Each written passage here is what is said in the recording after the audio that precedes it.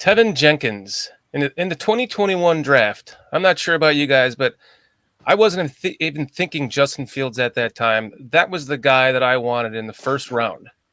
And then the Bears somehow got Justin Fields, right?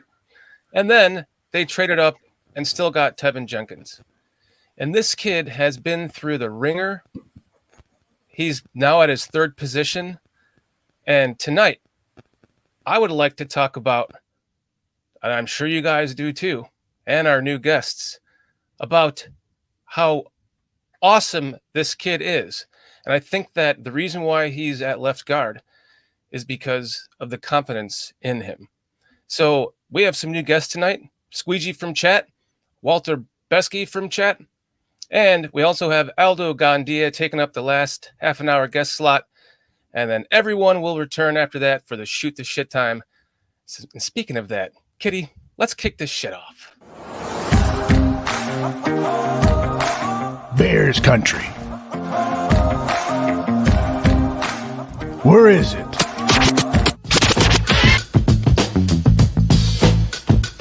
You down with BCP? You down with BCP? You down with BCP? You down with BCP? You down with BCP? You down with BCP? You down with BCP? You down with BCP?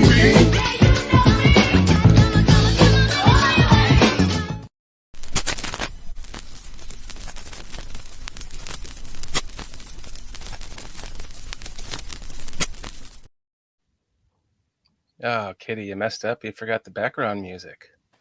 Ha! She's trying to get fired already.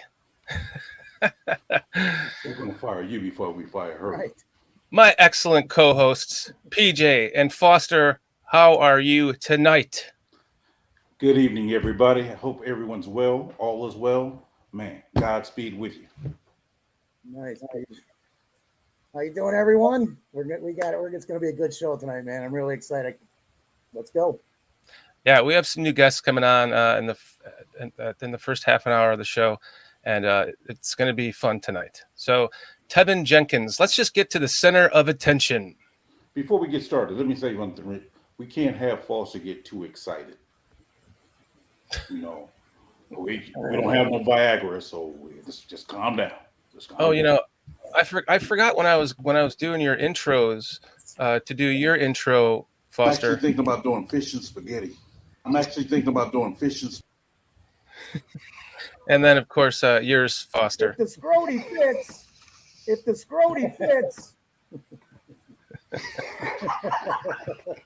Yeah, he beat a scroty. Oh, man. Oh, Anyway, you guys want to get to the center of attention tonight? Yes. All right. Absolutely, my friends. Run that up, Kitty.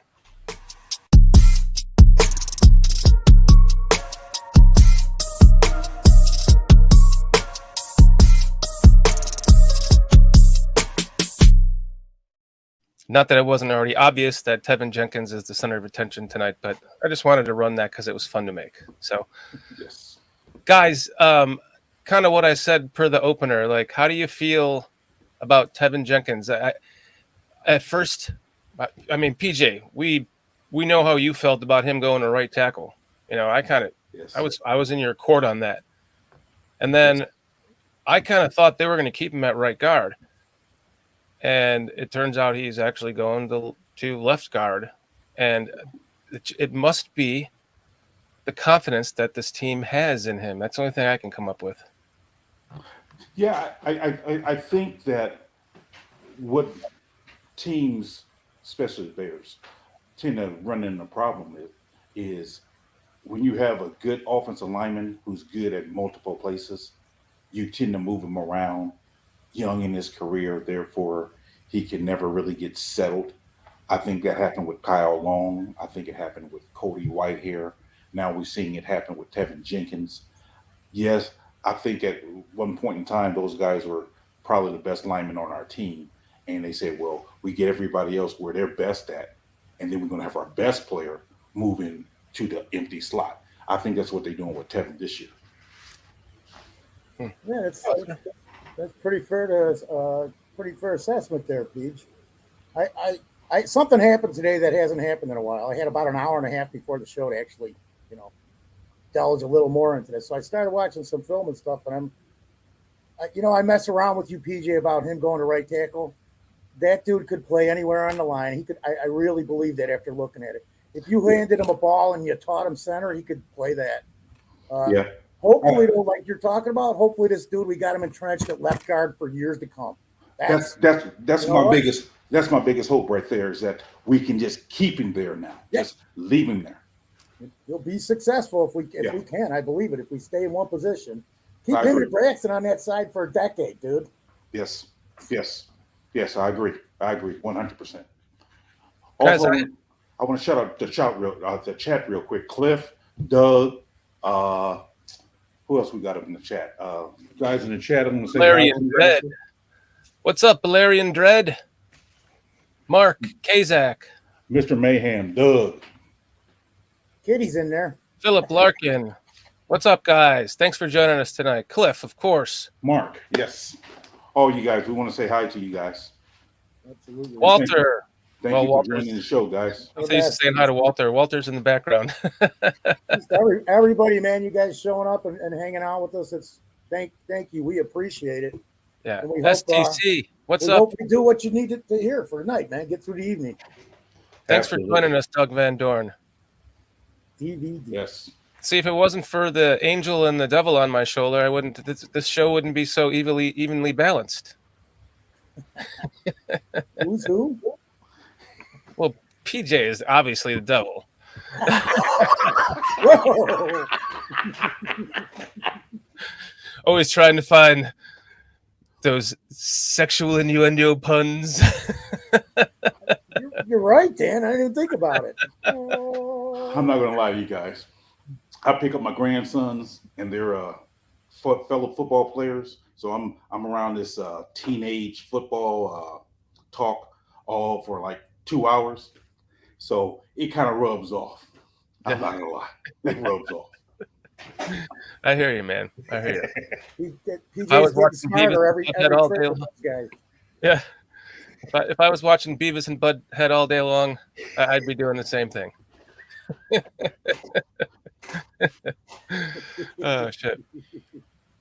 So I'm with you there. Like them moving Jenkins all around is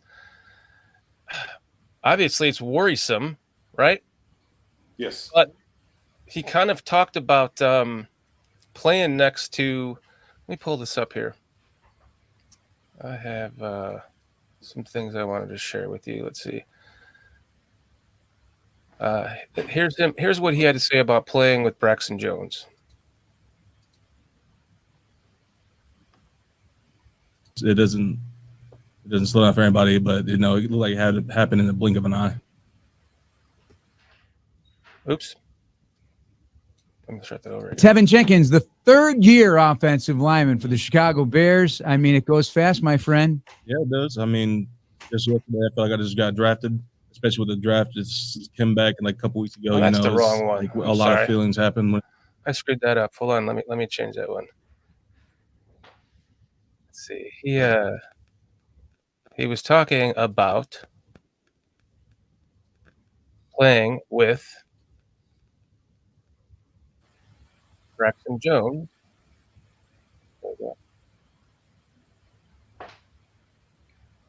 I need to. Yeah.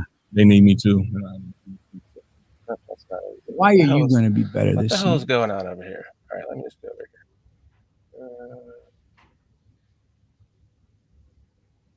There we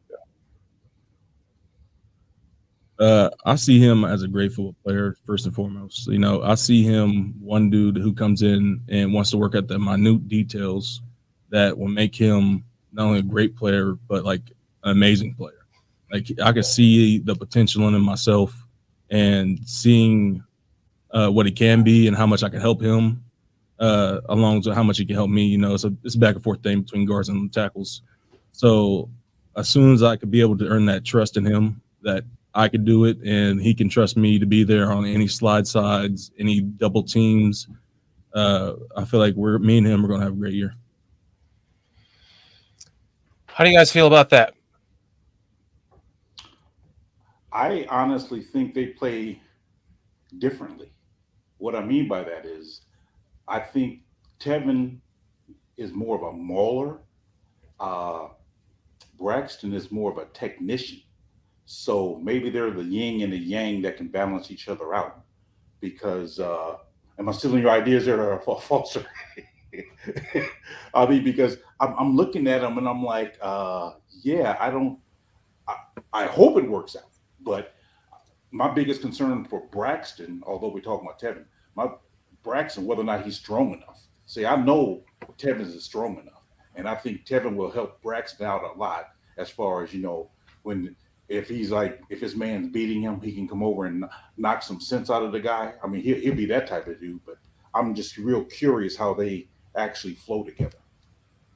Yeah, man, I think you hit it on the head. I'm even thinking this as I'm going through it in my mind. I'd like to see that some of them rub off on each other, man. Yeah, Let Tevin toughen Braxton up a little bit, mess with him, or whatever it takes, and then maybe Braxton can give him a little inside information. He can help him with this technical shit and the things that he needs the assistance with. So it's kind of like a brotherhood, man. They should probably have those guys bunking together, so they're together all the time. So when they're not, dude, come on, it's like the Brian Piccolo, Gail Sayers story. I'm not that bad. I'm just saying. That way they're communicating. The old line used to do it back in '85. Some of those guys bunked together because they were tight. you mean share the same room, right? Well, it's yeah. Not put lotion on each other's backs. Oh man.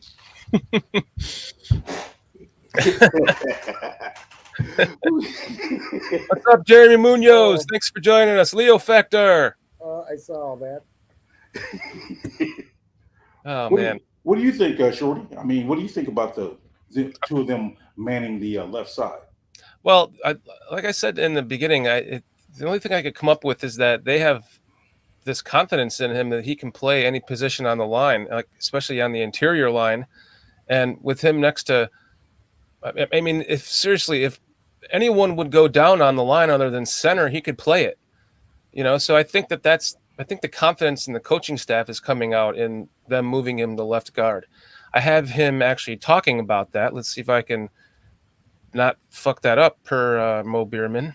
Let's see here. Let's see. Moving to left guard.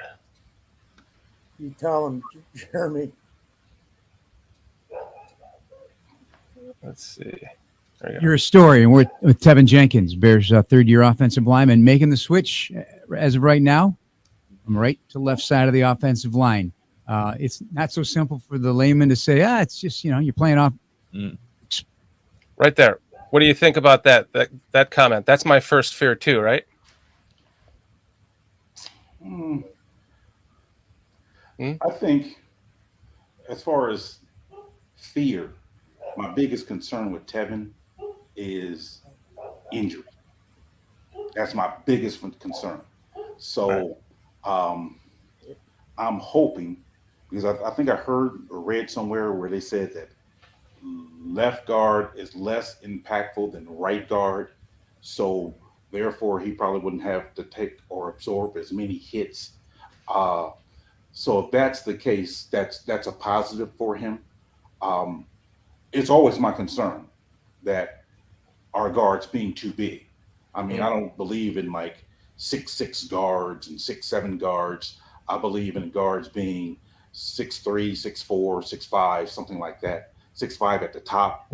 So because of the bend, because I know our defensive tackles are taught to get underneath the pads of their of the blocker and be able to push them back. Mm-hmm. So if you sitting too heavy or too tall, they can get underneath you and then be able to walk you back to the quarterback. So that's my concern.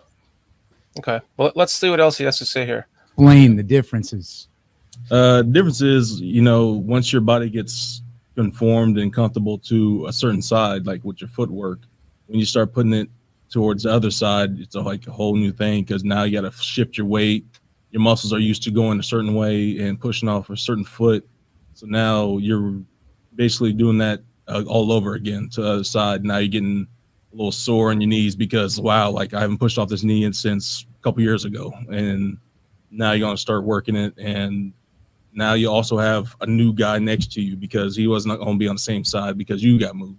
So now instead of working right tackle with my right tackle, now I got to work with my left tackle. So it's a whole different game going on there. And there's a whole bunch of communication wise that we got to get used to with each other as well. That's kind of goes along to the injury thing, right? Because now if he's going to a different position and he's thinking too much. Well, I'm sorry, Foster, but I think what that speaks to me is the fact that when we have your right-handed players and your left-handed players trying to get your feet right, seem like that's a concern that he's having in his mind because he played right tackle most of his career in college. He played a little bit of left tackle for us, then he played right guard. So now to be switched to left tackle, he has to switch his feet up from what he's used to doing. And that's something he's going to have to work out in training camp and OTAs and get that rhythm down. And that may take him a minute to do that. Yeah, absolutely, man. He's got to do that muscle memory. He's got to do the repetition. Right. And he mentioned the one thing that we're all concerned about. You stated it was was harder on his knees because he ain't done it in 3 years on the left side. Yeah. But that's I think that's everybody's biggest concern is can he stay healthy for the season. So time will tell on that, but I don't think he'll have a problem making the adjustment. I really don't. It may take a little longer than it should have because he's got to reverse the muscle memory process. And once he gets that, what they're going to do is just make him rep and rep and rep and rep. If they do that, he'll get it down quick. But how much can you do that without damaging the knees? Right. Mm-hmm. And I think that's one good thing I've heard out of OTAs is when they said they had the ones out there, they kept Teven at left tackle left guard the whole time, whereas they had Lucas Patrick subbing in for the other guy, Carter, and subbing in for Whitehair at times.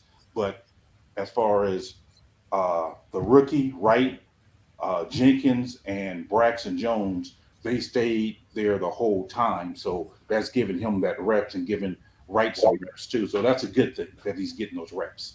Right. And I think that, I think he'll do well at left guard. I do. Per all the things that you just said, the position is, like you said, it's a little bit easier on maybe on his physique, maybe on his neck, on his back.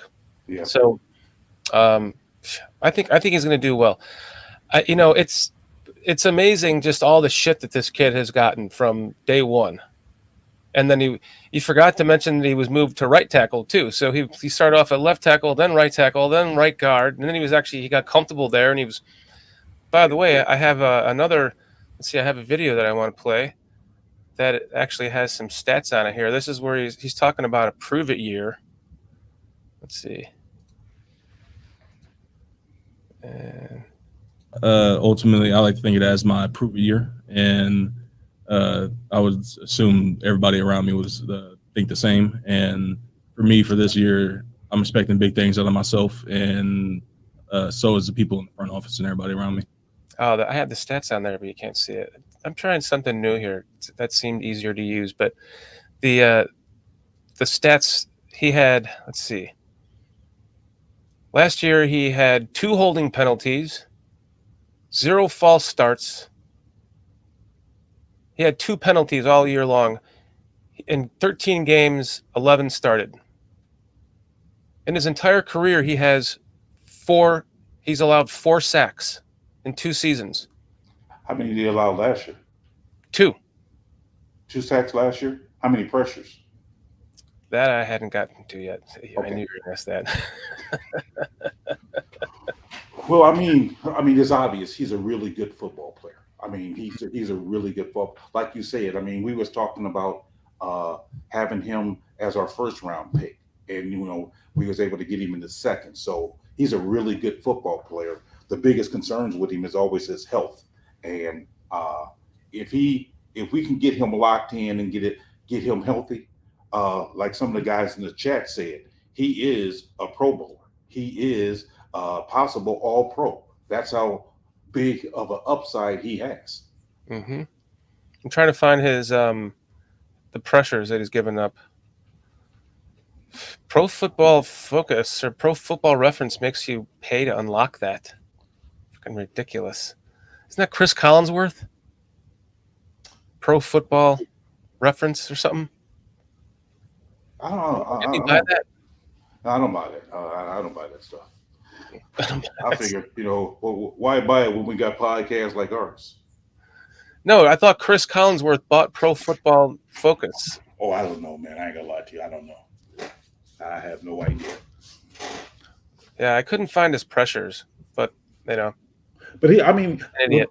the eye test that I seen from him, he always looked pretty decent in for me in pass protection. I mean, there was a couple of stunts that seemed like he got kind of confused on, which a lot of people does. Walter Bresky says 2 sacks, 12 pressures. That's pretty good. 11 games started. That's pretty good. 2 sacks, 12 pressures, and he said he wants to improve on that. I can't do nothing but applaud that. I mean, that's the type of attitude I want to hear. Like, hey, my goal is to have 0 sacks. I mean, he said that in the interview. That's his goal, and I agree. I mean, he's really a good player in my mind. What happened to Foster? Did the bug bomber shut off his internet? No. He had to go check on the Red Sea, make sure got back put together.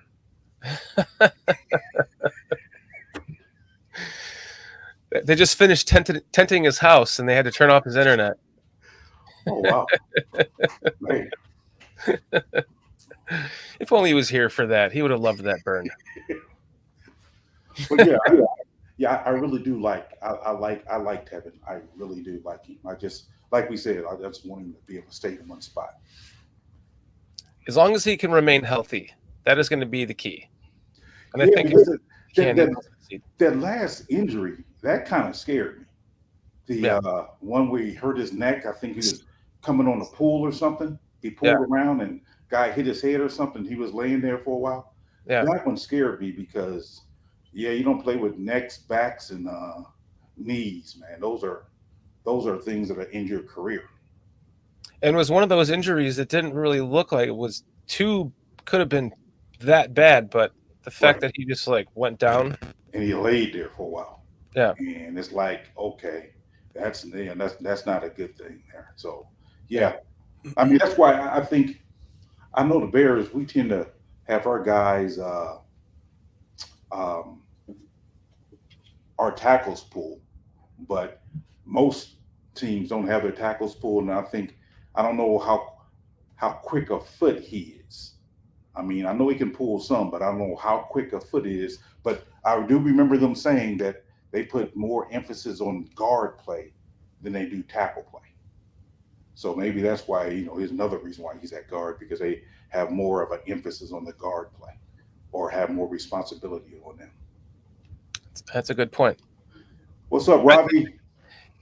What's up, Robbie? Thanks for joining us, man. Putting him next to Braxton Jones could be pretty nasty. Yeah, I'm still skeptical. Not that I'm advocating this, but I'm just going to pontificate for a minute. Please pontificate away.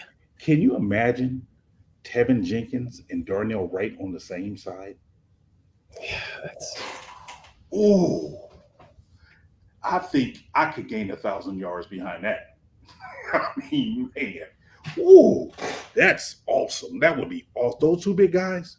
Ooh, man, I think they can demolish something over there. Oh, dude, I know. I was hopeful for that. Ooh, I was really hoping they were going to keep him at the right guard. ooh, that would have been nasty, man. I'm telling you. Eduardo Miguel, thank you for joining us. I'm glad you pronounced that because I was sitting there trying to figure out. I'm like, man, no, do I need to get hooked on phonics?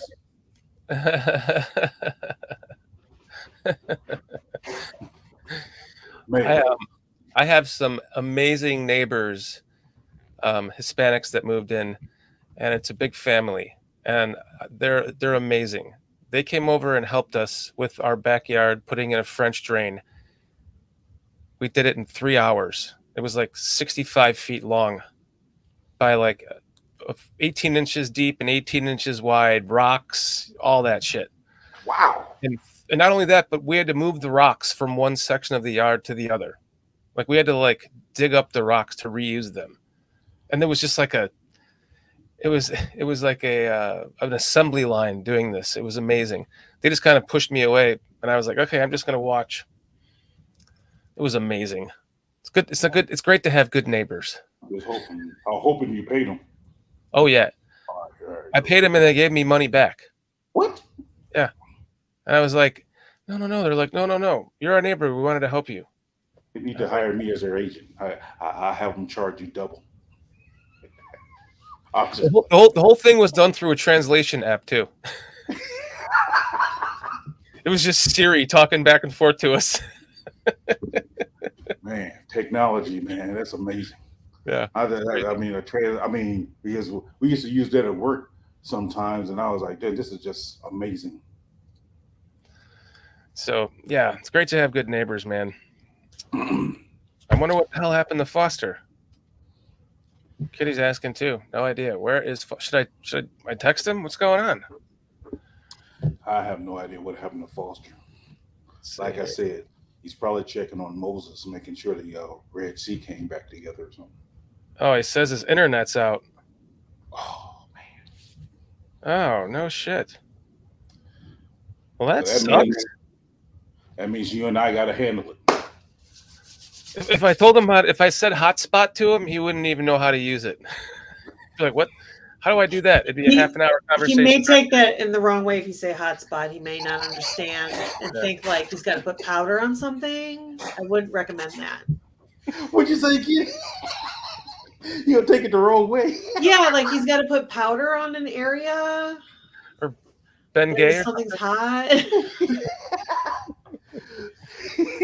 Powder.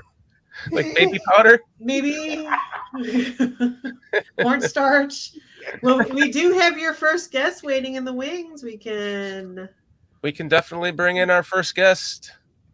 Squeegee from chat. You want to bring him in? Let's bring him in. Fuck Foster. How's it going, everyone? Hey, how's it going? Man. What's up, Squeegee? Looking like Foster's neighbor. Not much to it. Foster has to roll that in flour and find the wet spot, right?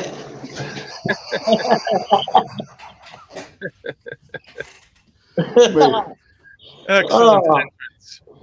Squeegee, it's great to have. First off, thank you very much for emailing us to come on the show. It's great to have you on.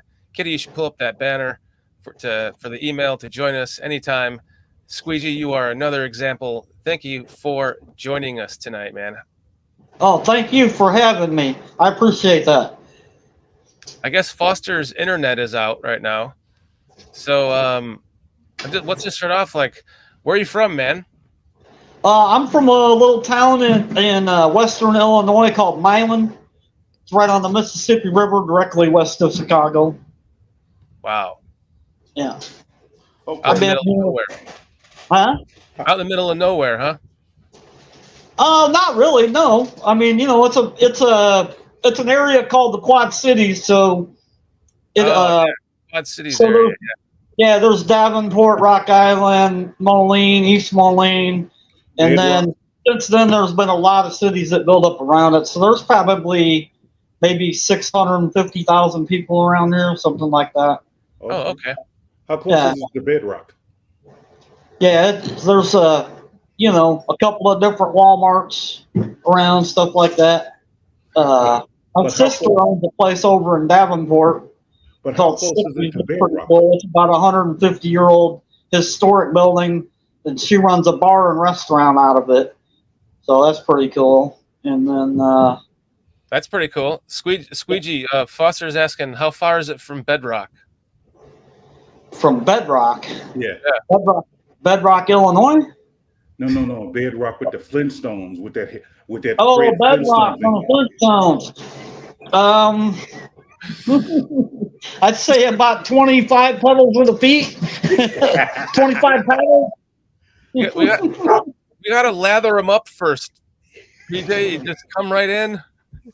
Doing opening statement. You're already going. He said it was Quad Cities, it's like Bettendorf, Moline, Davenport. So I'm like, how close is it to Bedrock? I'm just curious. Yabba dabba doo. That is an awesome Elvis hairdo that you have going there. Oh, thank you. Cool. I went and got my ears lowered earlier today. I got to give a shout out to my boy Anthony from A to Z Fades. Did a nice job there. Thanks. Excellent surgeon. What's up there, Anthony? From you said A to Z Fades? Yeah. Good job, Anthony. Got my man Squeegee looking like Fred Flintstone's brother. Yeah, you got to tell him to like, subscribe, and set his notifications because this won't be your first time on here. I feel, Right. or this won't be your only time on here. I feel. PJ's gonna start being nicer to me, or I'm not coming back. No, I'm just kidding. Tell us, what got you to be a Bears fan, man? I'm sorry. What got you to be a Bears fan? I hated the Packers. When I was like 5 years old, my brother gave me a freaking Bart Starr baseball card or a football card, and I thought he looked kind of gay. So I burnt that with a magnifying glass while I was burning ants outside. And then, my dad was born and raised in Chicago. We have a family library there that's a genealogy library called the Newberry Library. And I think I became a hardcore Bears fan about 77, 78. I read Brian's Song. I read that book in school, and I've been a diehard fan ever since then. Did you ever watch the movie? Yes, I've seen that too. What did you think of the movie compared to the book? It's easier to follow the movie. I don't know. I think with any book though, anytime that you read something, you have to use your own imagination, so you get a different picture than when somebody produces it for you, And so for me, it was important. There was a lot of segregation when I was a kid, just because of the way that the Quad Cities was in Rock Island. There was like the white part of town and the black part of town, and you went to school based on which part of town you went in. You know what I mean? There wasn't a whole lot of diversity. And then my parents, they raised me pretty religious. I went to school, went Sunday school and all of that stuff. And it wasn't until 6th grade that we moved. And when we moved, I ended up going to a school that was much more diverse. And wow, what a culture shock, because I didn't realize so many people hated me, even though I was, even though I thought I was like a Christian and a good type of a person and stuff. I didn't understand a lot of the racial stuff that was going on until I moved into there. That was a big eye opener in 6th grade, and that's when I remember reading that book and how Virginia McCaskey, was all over her dad because her dad wanted to segregate the players and not have them stay together in the same motel and stuff. So I don't know if a lot of people might not know that, but the Bears were the first professional football team that had players integrate and stay in the same dorm rooms. That's what started it all off. That was because of Virginia McCaskey. She didn't like the way that Papa Hollis treated the players. That made them segregate. What year was that? Do you know? That would have been in the 60s, about 60, right around the time that they won the championship, like 63. Okay. That was when Gale Sayers was with Brian Piccolo and all of that. That was going on. They were the first two black guy and a white guy that they dormed together. Okay. Mm-hmm. Cool. Yeah. Cool. That was part of his story too. Yeah. I do remember that. Yeah. Wow. That's great. So then you're a Bears fan. Oh yeah. Yep. Die hard, man. I've been watching. I haven't missed the game since probably 1983. Mm-hmm. Okay, man. If my family had a party on a Bears game, I was like, I can't make it. Is there going to be a TV there? I can't make it. Oh, dude, if I was gonna have a big party, we'd just go over to my sister's bar over there, over at Frackie's. My nephew's the bartender over there. They got a whole bunch of big screen TVs, and then everybody watches the game. Every time the Bears score, they play Bear Down Chicago Bears, and it's a riot. Everybody brings a dish. It's a great big old party over there. So On Bears days. who's your favorite Bears of all time? Of all time? Yeah. I gotta say Walter Payton. Nice. Yeah, when I was in about 6th grade is when he came around, and my best friend gave me a Walter Payton Jr. football uniform, and that was like a trophy of mine for a long time. I mean, I worshiped the ground that he walked on, and I liked what he represented too. The way that that guy could do anything. I mean, you could have put him on defense, and he would have been able to play ball. Yeah. He could throw, he could kick, he could punt, he could run.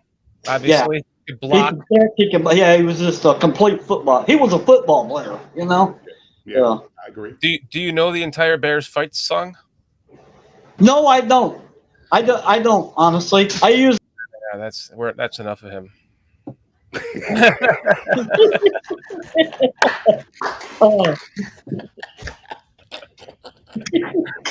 How about you, PJ? Do you know it? Oh, I got my finger on the button, buddy. Do you know it? He just dipped out. Honey. If you're gonna put people on the spot, you gotta sing it. I do know it. I'm not gonna sing it though.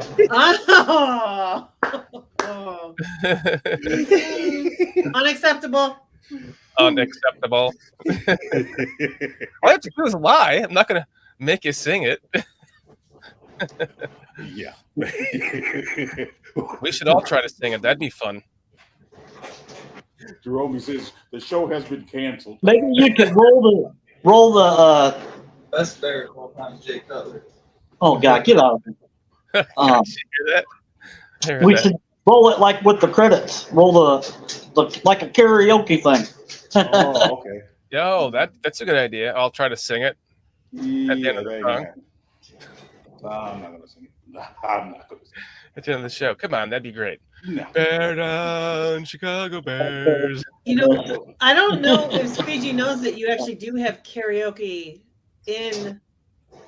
Oh, no. Available. We're not playing any of that. Are you sure? No, it's too long. It's too long. Yeah, it's terrible. Although, yeah, it was the other night. Came in for a production meeting and he's just sitting there like, Stuck on the Bears. I got a feeling down deep in my soul they're gonna win the Super Bowl. And it starts today. I know, I always feel this way.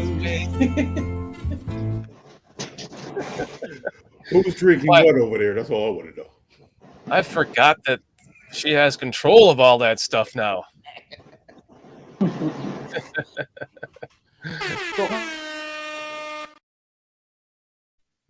Random trivia time. You guys ready? I'm ready. Brandon Marshall had a large impact in Chicago over the course of 3 years with the team, but how many times did he lead the Bears in receiving yards? A, 3, B, 2, C, 1, D, 0. I'll let you go first, Squeegee. I'm gonna guess and say B. B? Yeah. You're gonna say 2? Because we had Forte as well as Jeffries. I'm going to say, or Jeffrey, I'll say once maybe. Chat, I'd like to get your answers too. Okay, we've got Doug Van Dorn is saying D0. Cliff's saying B2. Mo Bierman is saying D0. Mark Kazak is saying C1. How many times did he lead Bears. C1 is my answer. I'm going to say C1. What's the answer? C1. Ha! Want to know again, baby. Quit copying me, man. No, you copied off of me. I started that one. I said 1. I didn't hear you say it. I wasn't I here. said, My internet was out the whole time. I saw nothing till I got back in. nobody told you to go fishing with Moses. We doing a show here, buddy. You can't take your time and go fishing with Moses. Everything went out. Everything. And even my 5G on my cell phone wouldn't work. Because I was like, I'll just get on my cell phone, right? No. Didn't like me for 10 minutes. And then all of a sudden, boom, everything back on instantly. So. You know what should have It's went out? Comcast for you. It's Comcast. You know what should have went out for you though? I'm just saying that paneling behind you, bro. That went out with the 70s. So you should have took that out too, bro. That's all I'm trying to tell you, man. I'm going to take a piece off and leave some of you behind it. After you were gone for a few minutes, I was like, what happened to Foster? Did the bug bombers turn off his internet? Sons of bitches. So Stick up for me, Squeege. I didn't even get to ask any questions, damn it. So Squeegee, what jerseys do you have? I have a Urlacher, I have a Peyton, I have an orange and white Devin Hester. I had God, who was number 4 way back in the day? Not Fuller, but the other guy that we had. Harbaugh? I'm sorry. No, not Harbaugh. Steve before, Fuller? after all, not after Fuller. God, what was that guy's name? Anyway, I think I still got that one in the closet. Wait a second. But- Who the hell are you talking about? Who wore 4 of significance that you'd have a jersey before Harbaugh? No, it wasn't before Harbaugh. That's what I'm trying to say. Fuller came first, Harbaugh came second, and then it was right around the time, like right after Eric Kramer, we had a guy that had number 4. Man, I can't remember who the hell that was. But my sister-in-law bought me a shirt of his that I still have. That wasn't Walsh? I didn't go look at it. Willis. Steve Walsh. Was that Walsh. That's it. That was it, from New Orleans. Yeah. I'm proud of it. I just said it 5 different times, and you can't hear me over there, Squeegee. Yeah, I can hear you. Okay, man. Because I said Walsh fight 5 times, bro. Oh, I didn't even hear you. I'm sorry. Yeah, you all right, man. I'm gonna have to do you. I'm gonna have you doing some push-ups over here in a second. Oh man. So what are your thoughts on Teven Jenkins, Squeegee? Moving him to left guard. How I do you think feel the man, about that? like you were saying, I agree pretty much with what PJ was saying. The thing that I'd say is I went through the same back surgery that he did, and so I know that it takes a while for you to get your flexibility and stuff back. So that would be my major concern with him, is that it took me about 16 months before I even felt comfortable, with my back, and then about 3 years before I felt 100% where I was, pushing buggies of concrete around and stuff like that. And so it also, when you get the surgery is called a laminectomy, it messes with your hamstrings and a lot of muscles in your lumbar that are very touchy. And then the liquid that comes out of that when it ruptures, it can mess with the nerves. And so the good thing about him moving to the left side is that, see, in the modern NFL, most of the elite pass rushers, they play on the right side of the defense. So you got the tall, lanky guys in them 2 spots over there, and usually the shorter guys on the other side. So with Teven playing there, he's not going to have such a low pad level to play against the guys that are in front of him. And so that will probably help him out a lot with the flexibility issue until he gets back to 100%. Because believe me, like he was saying that he does Pilates and everything, if you don't do that every day, you'll be stiff as a board, It don't ever, even for me now, if I stop moving, that's bad news, It doesn't never get any better. Let me ask you a question regarding that surgery, because I know they said it. What exactly happens in that surgery? What happens, and then how do they go about correcting it? Okay, so you have your vertebrae, right? And then in between the vertebrae, you have these discs that are covered with ligaments, okay? And that disc, what happens is one side of it will get so huge that it actually pops. That's called a herniation. And when that pops, there's nerves that are right there on your vertebrae, like at the end of your vertebrae. And so fragments from that or liquid from that can irritate that nerve. And in my case, that nerve went all the way down into my calf. So so from my back all the way to my calf felt like one giant bruise. You know, it was horrible. And then when you have the surgery, they go in and they remove the part of that disc that ruptured, half of it. Usually what they do is they'll drill a hole right in the back of the vertebrae and get in there to remove that material.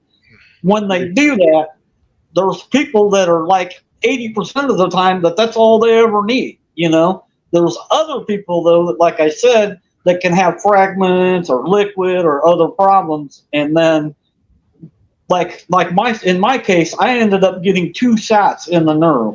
I had to go under an X-ray and have them go and actually put cortisone right in that nerve. And just based on the way that he talked, I think he had exactly the same thing happen with him.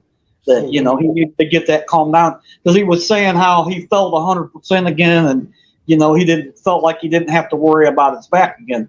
I can tell you, when I first came out of surgery, I mean, I had to use a bedpan. That's how bad it was. You just don't know how bad it is when the middle of your back is gone. You can't do nothing, man. It messes with your spine too, you know. It messes with you up here as long and right along with the pain, you know. So after the fluid comes out, do they then put something else in there to replace the fluid? No, it's just like they don't cover the hole or anything like that either. They try to be as less invasive as they can. So with mine, they made it's just a 1-inch incision that I have on my back. It's like, you know, yay big. Yeah. And then, you know, the way that it was explained to me by the guy that did it, Dr. Rink, was they have to remove this muscle from in front of there. And then once they remove the muscle, they can drill the hole. They take whatever out of it. Then they stitch you all back up. And then they turn you over to a physical therapist right away. The day that I got out of surgery and I came to and everything, there was a physical therapist that came up to my room and made me get up and walk and stuff and see how I could function and all of that stuff. Wow. Okay. Wow. Man. Okay.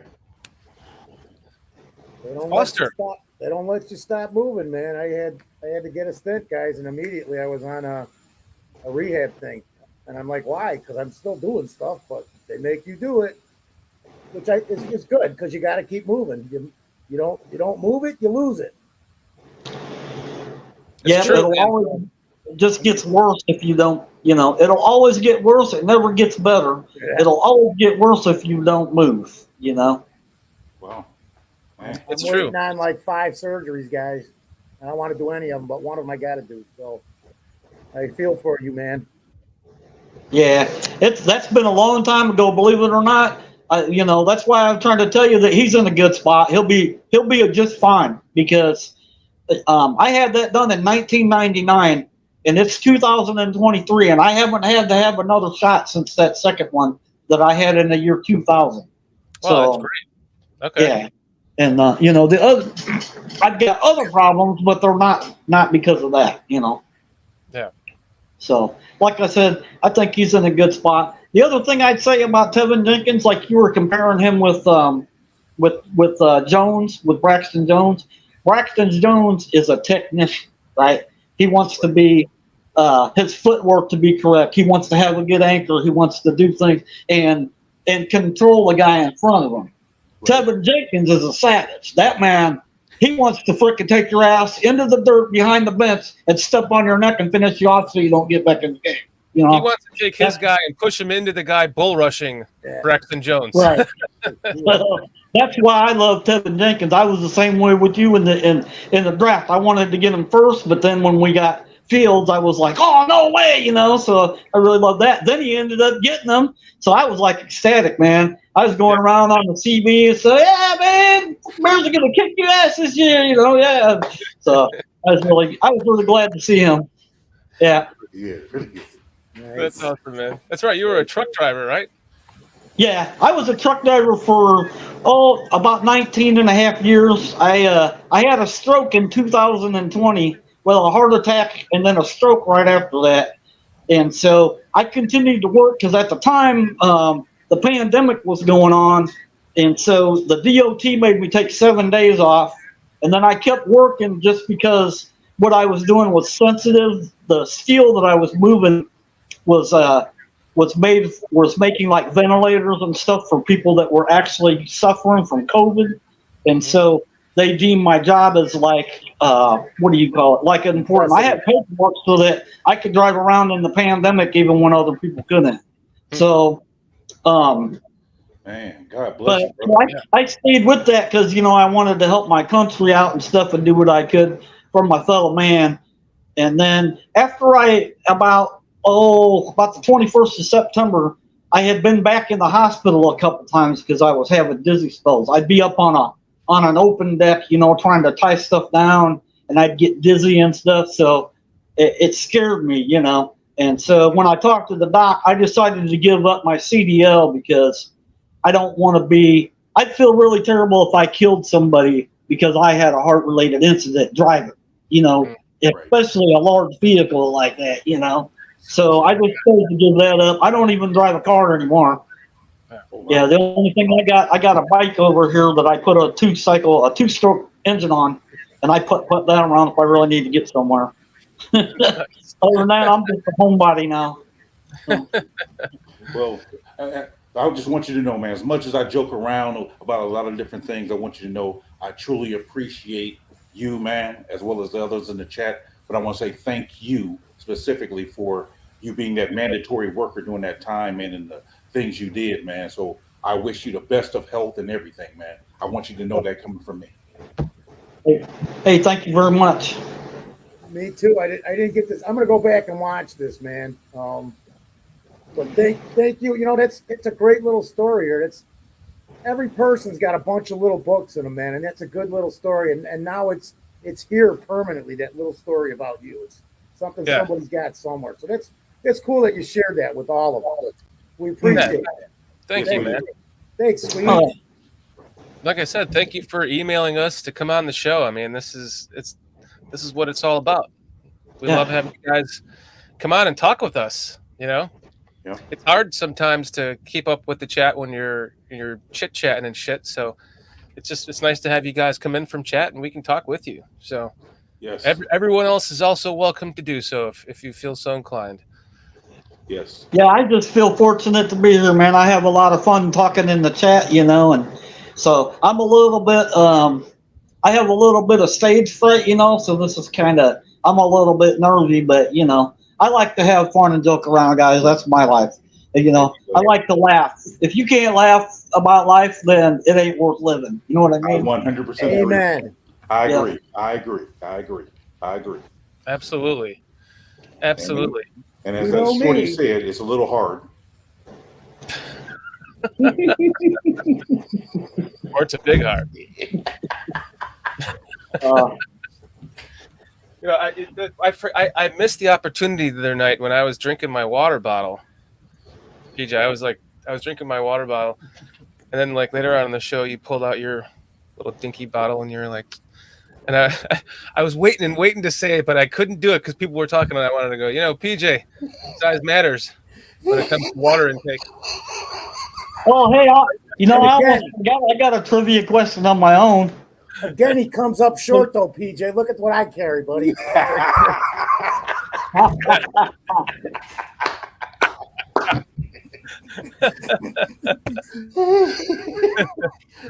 would have been hilarious if you would have pulled on a gallon of water, too. See, that's why I love you guys. That's all what you know. That's why I love you guys. You guys PJ should have done this. Both of them.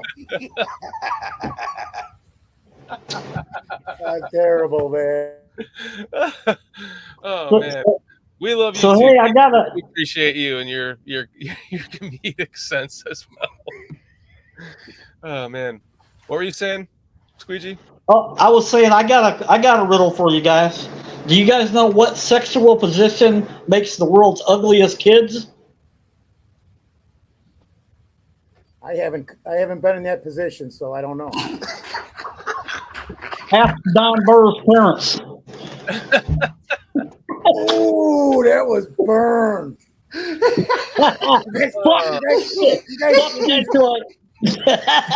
Remember that? Anybody remember that 70s shows? Burn. 55 minutes.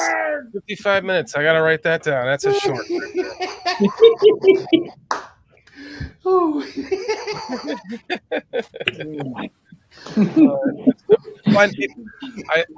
I need to get before you leave. I need to get your best. You down with BCP? Okay. Go ahead and do it now. I'll write down the timestamp. Go ahead. So I do my like heavy D dance with the two. Yeah, just your best. BCP. Let's see. You down with DC or you down with BCP? There you go. On the dot. Okay. I want to add all of our guests to it, and to have that part of the opener with everyone's collage of that. That's all together. It'll be cool to add to that. I concur with Mark here. Thanks so much here, Squeegee, man. You've been awesome, man. I appreciate it, man. Thanks for coming on. Thanks for sharing your story with us. I really appreciate it, man. Yeah, man. Hey, anytime, brothers. I would appreciate it me. too if I saw it, but I'll appreciate it anyways because I'm gonna go back and watch it for sure, dude. I'll make comments on this show. I always do. Thanks for coming on. Always enjoy your take. Oh, absolutely. Guy in the chat that's always fucking with somebody too. I like that shit. By the way, thank you for your generous donation to the Chris Watts GoFundMe as well, Squeegee. Thank you for that. Yeah, I was trying to motivate some people to help the guy out there too, you know. Mm-hmm. So yeah, we have the game figured out. It's going to be he's coming in for the Vikings game, and then we're going to go to the Vikings game. I have the same seats that I had for the Niners last year. They're kind of in the corner end zone, really good seats, like 15 rows up or something. Cool. And then he's going to stay for that week, and then he'll meet up with the barroom event the following weekend. We'll be able to do that as well before he goes home. So we have the plane tickets booked as of yesterday, and then I have the tickets ready to go through a friend, so a friend of the family. So thank you for your generous donation to be a part of making that happen. No, thank you necessarily. Just don't forget to get him drunk and moon the opposing bench. Hey, Squeegee, be sure to tell Fred and Barney I said hello. No problem. Hey, Fred.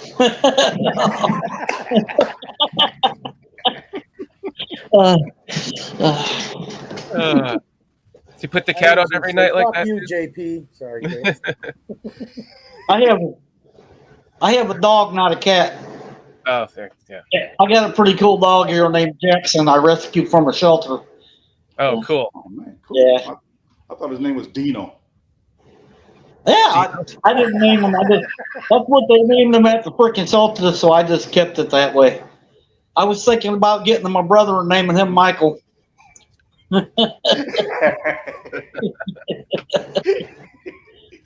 So, Squeegee, before you hop out, before we bring in our next guest, Walter, what is your record? Do you have a record prediction for this season? Oh,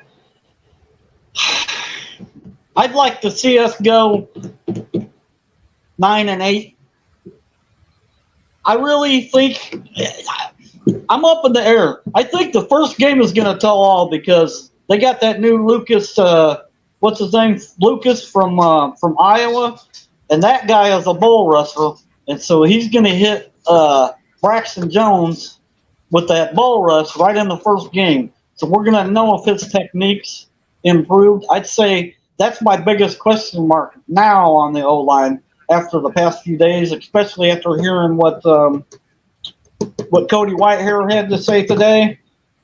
So I think if we lose against the Packers in the first game, we might grow from it because there's a lot of young players, inexperienced players. I'm kind of afraid if they win and they beat the Packers, they might get cocky and then, take a lot of games for granted. So I think maybe if we lose a little bit early, we'll get really tough towards the end of the year. That's what I hope for. I'd like to see us go 9-8, maybe even back into the playoffs as a wild card, but we're going to kick ass next year for sure. I mean, it's going to be, I'm going to be expecting some Super Bowls here pretty soon. We all, so you, that's possibly a shot at the playoffs. Maybe I'll take that. Yeah. That's not enough to remove you from the show. If you would would have said 8-9, it would have been the other way around. I was close. Optimistic. By the way, we are going to sweep the Lions no matter what. Yes, I hope so. Burr. We have them splitting with the Lions, but we have some questions from chat for you before you go, Squeegee. Okay. You want to pull those up, Kitty?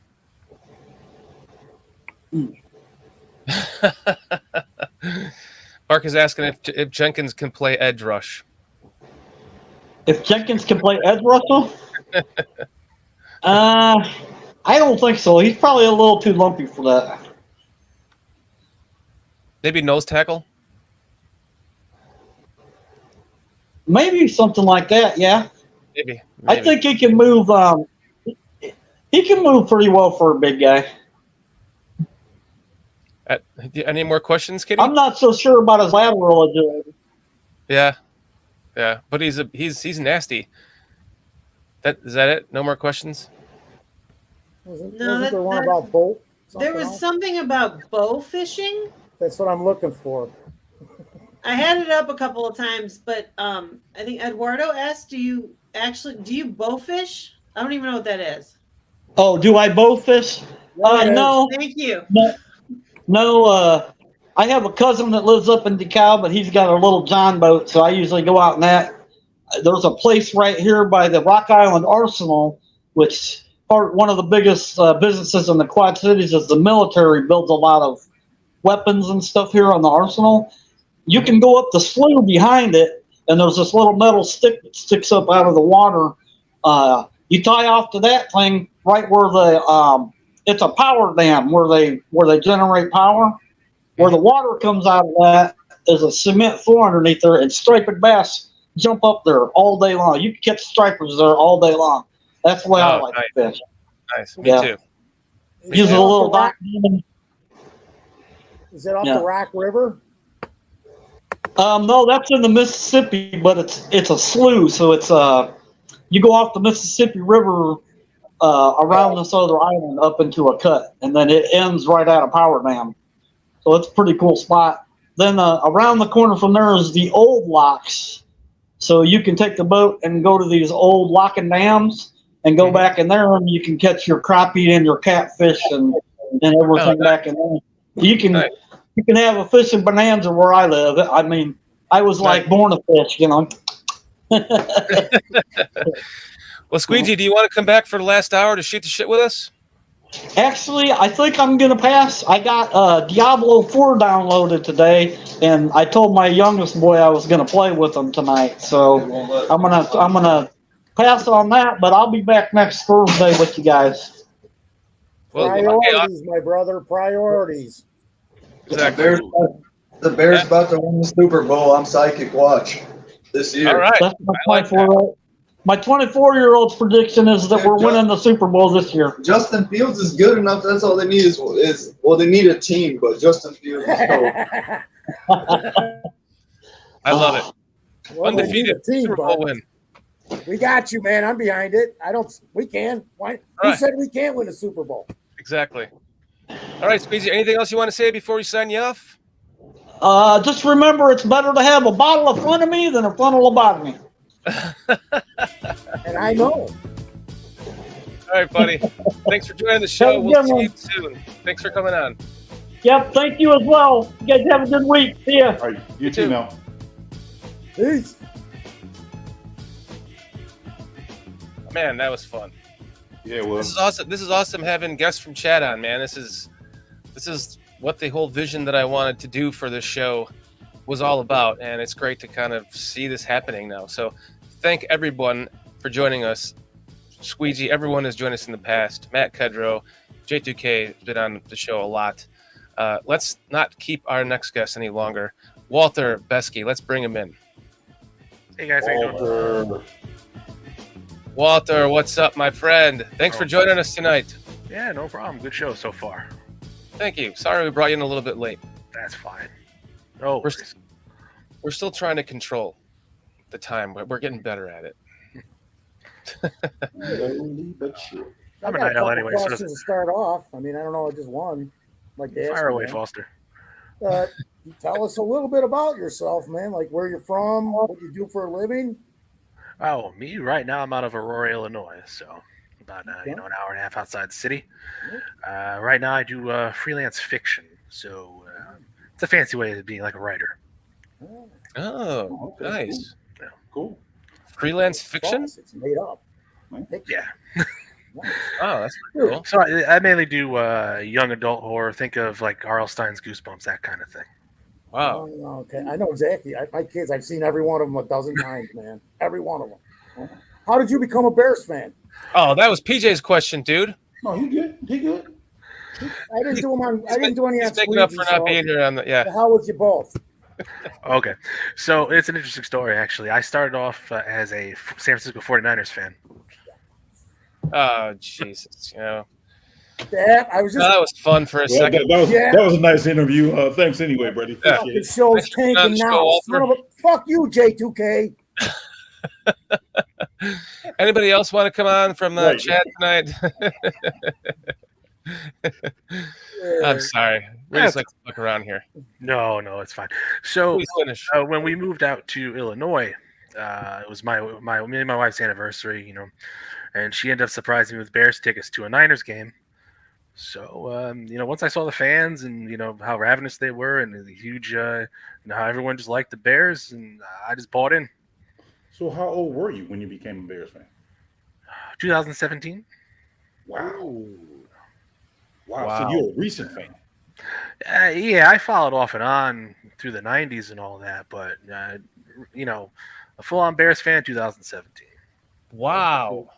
That's because Bears fans are true Bear fans. And look it took that long, but once you're hooked, you're hooked. Exactly. He's still sucking on the bottle. He's still sucking on the bottle. He's got a little ways to go, but I mean that's commitment to just go to a game in Chicago and. Yeah, this will be my fourth game this year, I think. Yeah. Really? Wow. What game are you? Anybody else see could any of you guys see yourself changing to like the 49ers? Because I can't. Yeah, like any team, not just the 49ers. I can't see myself changing ever as a Bears fan. My whole life. Well, once you buy in, you can't go back. There's nobody else like Bears fans out there. Yeah. And going to the games are so fun to go to. I love it.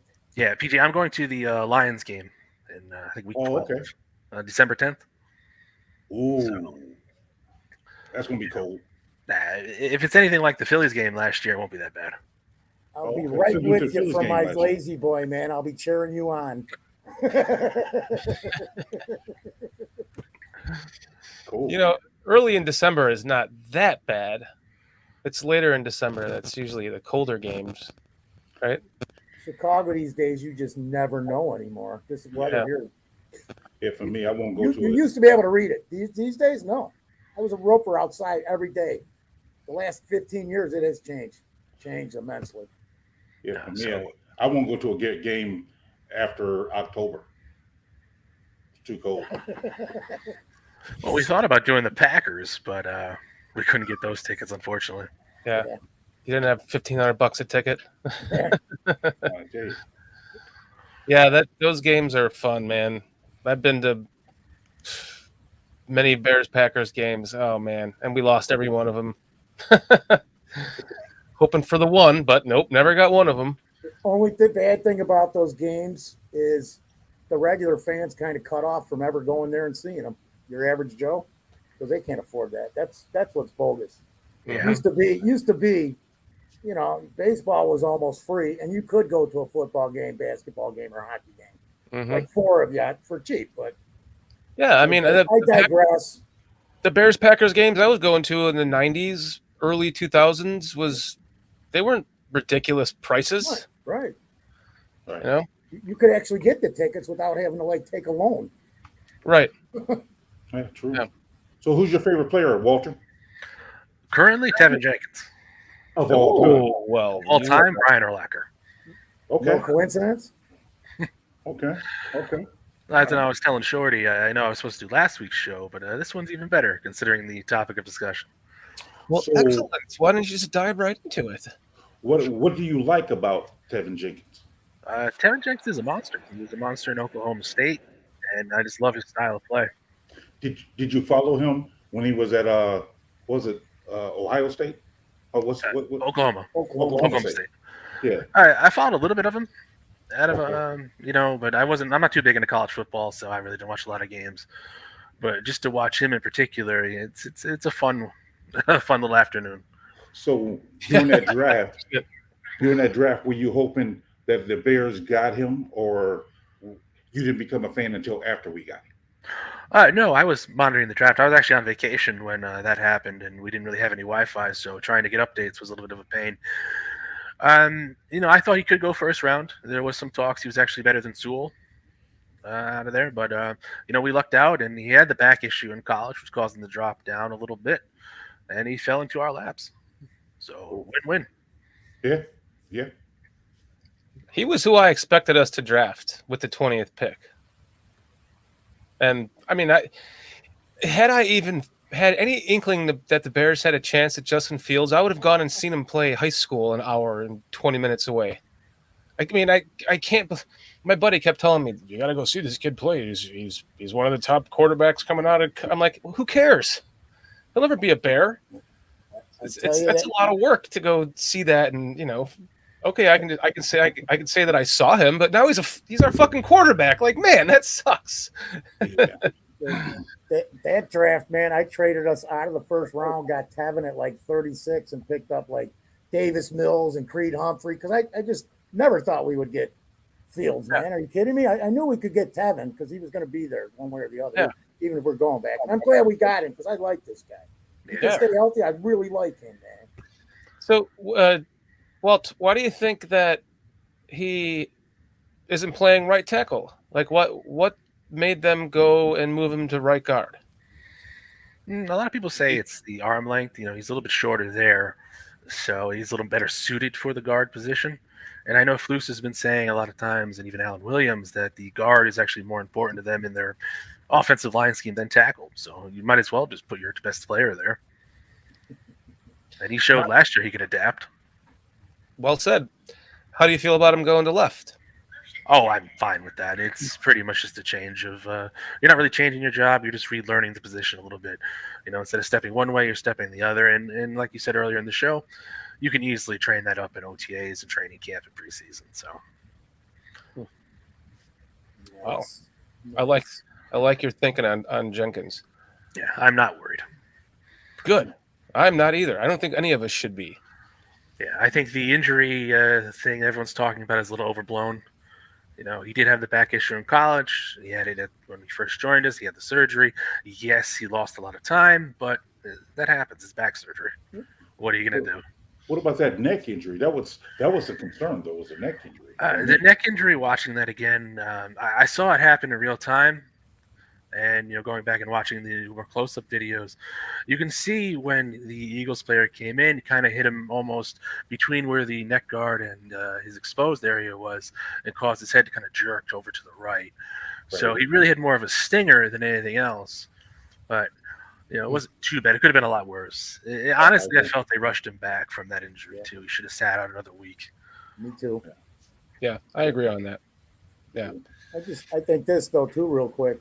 Okay, say he does get injured, man. I mean, why did they give Dieter Eisland? I think could play any three of them spots if we need it. I mean, we have some depth that if something does happen, we might be a lot better off than we were last. No, we'll be a ton better off than we were last year with depth. So, yeah, I think he's gonna stay healthy this year. Yeah, he looks healthy. He looks in good spirits. I think everything was a little more mental last year in terms of the issues at training camp and all that. It's kind of people don't really talk about mental health too much, but I think that was more of a major thing than a physical ailment. In terms of depth, we have guys like Jatiri Carter who can jump in. I know they were big on him last year. I don't know why he didn't get more playing time, especially with the situation we were in, but maybe we'll see more of that this year. Yeah, Jatiri Carter was someone that I wanted to see more of, especially at the end there when there was really nothing to root for, So this offensive line, I think this year is vast improved. How do you feel about that? Well, the offensive line looks great. Braxton Jones, punched above his weight class last year, but hopefully he can keep going that way. Left guard, we have Teven Jenkins now. We finally don't have a revolving door at center. Right guard, we brought in Nate Davis. He should be fine. And right tackle, we have Darnell Wright, who was my pick in the draft to begin with. Mm-hmm. So, he was your guy, huh? Yeah. How do you feel about the rest of the draft? Oh, draft I thought was great. We got a lot of good guys. The Tyreek Stevenson trade, I figured we'd get him. I just didn't think we'd be trading up to do it. But he looks pretty good. Gervin Dexter was my pick for defensive tackle. I took him in a lot of my when I was doing mock drafts with friends. They're like, "Who is this guy?" I was like, "He's going to be good. He looks good, and I think he's going to play hard for us." And Zach Pickens too was another dark horse pick. So I think the run defense is a little overblown, but we'll wait and see. What do you think they're going to do as far as the edge? That I don't know. In a perfect world, Chase Young trade. I will die on that hill. I like this guy. That's all I got to say. I like this guy. I feel if he is available, and I think the Commanders will want to get something and not nothing for him. This is the moment where we need to have like little lovebirds going, and then we need to pull.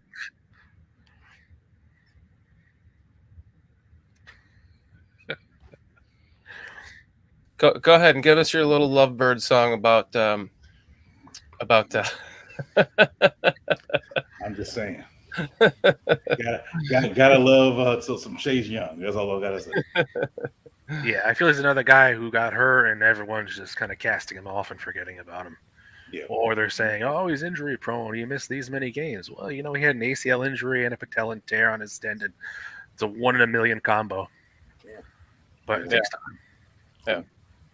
So, what do you think this offensive line is going to be at by season's end as far as their ranking? Season's end, I at least middle of the pack, if not upper echelon. Okay. I wouldn't say top 5 yet. That remains to be seen how Nate Davis fits in and how Braxton Jones really has taken the next step at his position. And Darnell Wright, too. We don't know how he's going to transition from college. I'm hoping the best for him. I'm hoping he's a Pro Bowler this year, but we just don't know yet. So what do you think as far as Teven Jenkins and his trajectory this year? This year, Pro Bowl. I figured he could have been in the Pro Bowl last year if it wasn't for missing those games near the end of the year. Wow. Okay. And he also lost time to Schofield and Patrick, platooning him at the beginning of the season, which made no sense. Mm-hmm. He's allowed 4 sacks in his career. He only had 2 penalties last year, 0 false starts. I mean, he played exceptionally well last year. Yeah. He was top 3 in guards, I believe, at least with the PFF ranking. Don't quote me on that. I'm not sure, but even coming off the back injury, his first game in Green Bay, he didn't look bad. His quote-unquote rookie season. But, people forget he didn't have a training camp. He just kind of fell into the fire. Right. I think that when he first came in, they were stressing him being under 320 pounds. And he played great when he first came in. I think after that neck injury and he came back, seemed like he was heavy and he didn't play as well. Seemed like he was above that 320. I don't know what his weight was then, but I know they emphasized him getting under 320 pounds at first. But then after that neck injury, seemed like he came back kind of heavy and didn't play as well. You're talking about the first game back after the injury at the Eagles game? Yeah. Okay. Yeah. So yeah, it seemed like he came back. He was kind of heavy, and it was like, okay, he didn't look as impressive. I mean, it could have been a lot of things. It could have been, he still was hurting. He did probably have full range of motion. So, I mean, that's going to affect you. Right. And we don't know. We really don't know. Yeah. I chalk it up to a little pain and a little bit of rust. And Exactly. I chalked it up to a little bit of weight. And he's, Okay. what, That's the third one, 320, then. 325 now? Well, I mean, back then, I don't know what he's at now, but I agree with the coaching staff and the training staff when they said they want him under 320. So I think that's probably where he plays best at, because he was a wrecking ball when he first came in. I loved it, man, when he first was playing. He was around 320 or less. So, like, what you're saying is he had too much spaghetti and catfish? Why isn't that playing? Could have been Moscacholi, dude. Man. Like I said, just the way he handles himself, I feel it's a lot of mental more than physical ailments that bothers him. I know he talks about how his wife is his rock and all that. She coached him through a lot of his issues. Yeah. So there's definitely something there. Yeah, for sure. He lost his mother too. Yes. Yeah, exactly. Yes, he did. So I mean, Yes, been he a, did. the kid's been through a lot. The Yeah. fact that he's still here, and kind of what I was saying in the beginning, is that the coaching staff clearly has, I think, confidence in this kid, because they know he's going to pick up this position and he'll be fine at it, and he'll shine in it. Yeah, if the coaching staff didn't want him here, he would have been gone. Right. Right. He'll Yeah. show Especially everybody. this offseason. He'll show everybody this year, man. He's gonna. Oh, yeah. Do you think he's going to be a staple at the left guard spot for years to come? I hope they just tie him down to one position. I figure he could be at least a 10-year player here for us if he wants to be. Like I said, left, right guard, you can flip-flop and go back and forth. I don't really see that being an issue. I don't see him going back to tackle. I think that ship has sailed. Emergency only, I could see. But Yes. That's not it. Yeah. Based on what the way the coaching staff feels or his limitations? More so the coaching staff. I think they're going to, we need to shore up the interior, and that's going to be our guy. Push comes to shove, if he has to take over right tackle, even left tackle, he can do that, but I don't see them moving him back. Okay. I don't either. But if he excels at left guard, then I mean he's a situational player, and he can play pretty much anything but center. Yeah, like you said, you give him a ball, he probably could learn that too. Yeah. So Yeah, he probably could. I think they all could. he can't be any worse than Sam Mustipher, let's be honest. Well, Sam. I guess my biggest fear is if we get like if we're like in the second round next year of the draft, and there's just outstanding left guard prospect that people passed on for whatever reason, and now he's sitting in our lap, and then the Bears decide they want to take him because he's the best guy on the draft board. Then what do they do with Teven Jenkins? And that's where my concern is. It seems like that's what they do. That's what they're doing. It's like, okay, we needed a person at right guard last year, so Teven Jenkins, yeah, you're a good right tackle, but we're going to throw you at right guard because we need a right guard. So now we got a right guard. Teven Jenkins, you know what? We need a left guard now, and you're our best guy that we can think. Let's put you there. So that's my concern: is is he going to be that guy that always moves because of we got another guy coming in that's their position that's there. Okay. All right. No, I understand the argument there. It's a cause for concern, of course. Now, in terms of drafting a new player, they may draft someone, yes, but Nate Davis would be on the out there. He's got a 3-year deal with us. Yeah. I think he'd be gone if we do pick up, a top guard. Let's say there's someone that just blows everyone away, and we use one of our first round picks on it next year.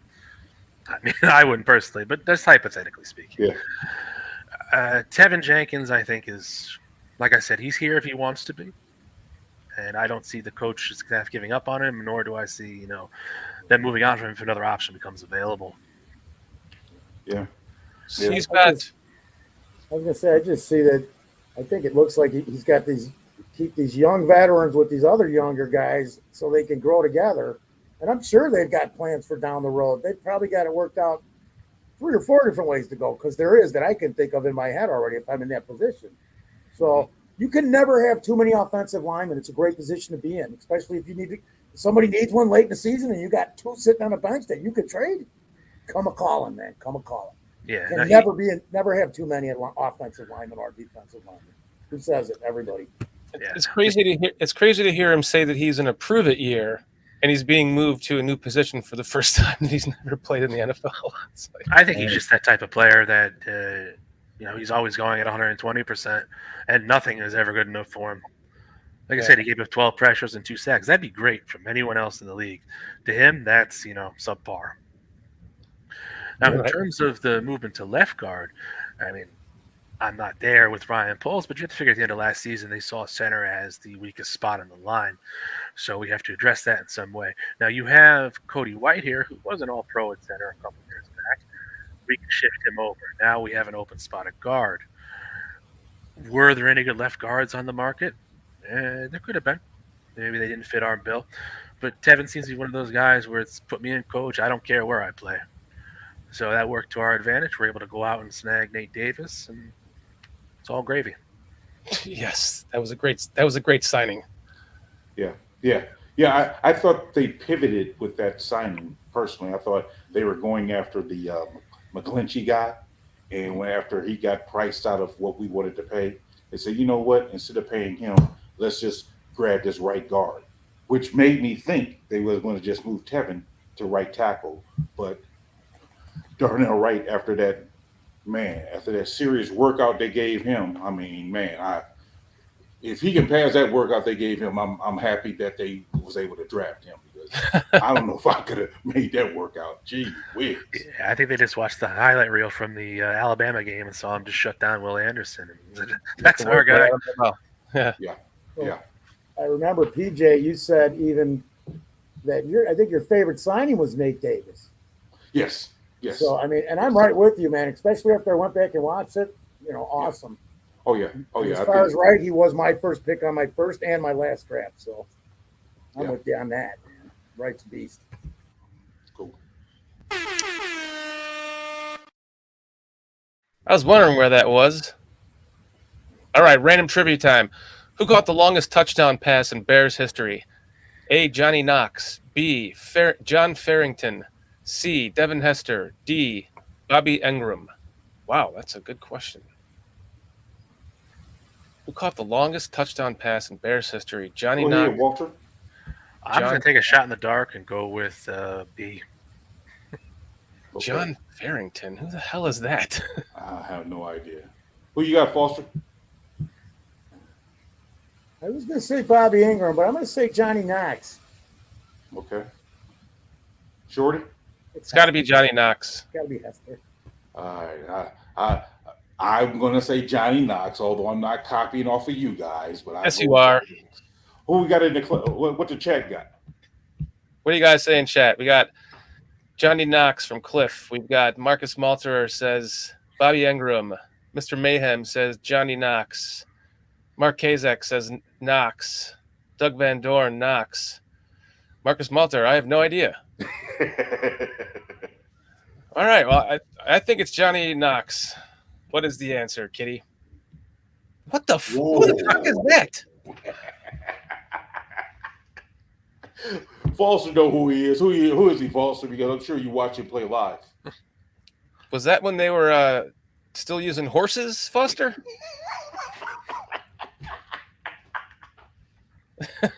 You're muted.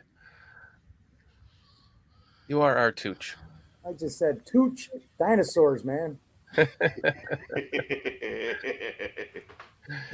man. Do we have a year on that by chance? 40s, my guess. I don't have that. What You was were it? there. What's You his have to name? guess. What's the guy's name? John Farrington? John Farrington. You don't have to. Sorry, Who the guys. hell The is book John doesn't Farrington? tell me the year. It just says the question. Oh, okay. Wow. I would have, if you would have given me a million guesses with that name in there, I would have never guessed John Farrington. 1961. Man, I bet you Aldo saw him live. Oh, 61. That was the. Oh, That was a 98-yard reception. Was it really? Yeah. Wow. Yeah, Aldo had to see him live. If he got that answer right, he had to see him live. Probably had a front row seat at the 50-yard line. Cliff, who the fuck is Harrington? Somebody said the Harringtons of Connecticut or some bullshit. What's going on back there? John Farrington of the Farringtons of Connecticut. Yeah, I love these clowns, man. These guys are just killing me, man. They're awesome. Oh my goodness. Awesome. Well, Walt, we have our next guest waiting in the wings here. Before we have you leave for, would you like to come back for the final hour? I was thinking about doing it, but I don't know if I'll be able to. I'm going to try and jump back in, though. Okay. Do you have You're welcome to come back for the final hour. Do you have a Twitter or anything you want people to follow you on or anything? Oh, no, not right now. Okay. One day. Good for you. I'm trying to get into that. Maybe start a little channel up and just, talk about the Bears. What's Come your back and plug it when you can, dude. Yeah, absolutely. Come back and plug it, man. Yeah. I'll definitely be back if you'll have me, so. We'd love to have you back. Of course. Anytime. She already says that to everybody, though, so be careful. What? There wasn't even anything there for PJ to insert. Fuck you, Shorty. Or Swifty. What's your record prediction before you take off? 10-6. 10-6? Yeah. That's pretty good. Playoffs or not? I'd say wild card spot. Ooh, Go there's from an there. extra one. There's an extra one this year. Let's say that's top. I'll be happy with 6 wins, honestly. That's still 3 more than we had last year, or more than that. I'm sorry. Yeah. Yeah. Well, Kitty, before we let him sign off, cut the music because I want him to give us his best. You done with BCP? Come on, give it your best. You down with BCP? Awesome. Perfect. Cool. Well, Walter, thank you for joining us tonight. Thank you very much for reaching out to be on the show. We would love to have you back anytime. Please let us know. You have my email, I think my number. We can just let me know anytime you want to come on. Yeah, I'll definitely drop you guys an email. Thank you again for having me. You guys do a great job. So Appreciate it. I want to man. support you guys too. Thank you, man. Thanks, man. Appreciate you, man. Thank you very much. Appreciate you. Thank you very much, Walt. No problem. Have a Good good night. orator, man. Thanks for coming on the show. We'll see you again. Yeah. Looking forward to it. Peace. Guys, we have our final special guest that we want to bring onto the show. Let's not have him wait any longer. Mr. Aldo Gandia, the podfather himself. I had the Chris Watts thing. Oh, you had the music. Oh. You just. Damn it, Kitty. We screwed it up. I didn't screw it up. Your I host. screwed it up. We screwed it up. It's a we. And never Aldo, we. I promise you will be right after, but this is kind of an homage because you have introduced us to Chris Watts. So we are going to play this just very quickly, and then we will bring him in.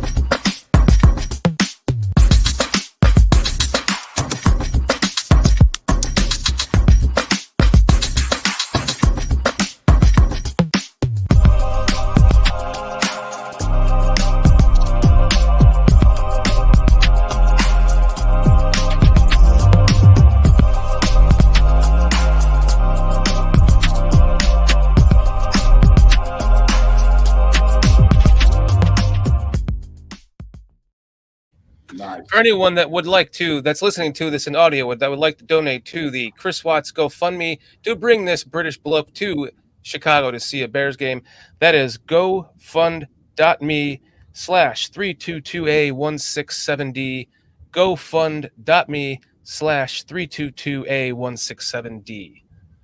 Thank you. All right. Now, we can bring on our final guest, the Podfather himself, Mr. Aldo Cantia. Don't dance like my boys. I would hate to see him and Foster on the dance floor together. That ain't ever gonna happen.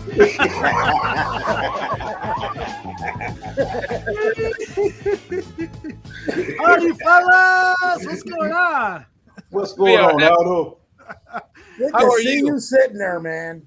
Yes. Man, I feel great. And it's makes me feel even better that I'm here with you guys. Cool. It's awesome to have you. Thank you for coming on tonight, man. It's great to see you. Great to hear your voice again. Glad to know that you're doing well. And I'm sure we all have a lot of great shit that we want to talk to you about with Teven Jenkins. Yeah. I got It's one always good to see thing. you, Aldo. One thing, real quick.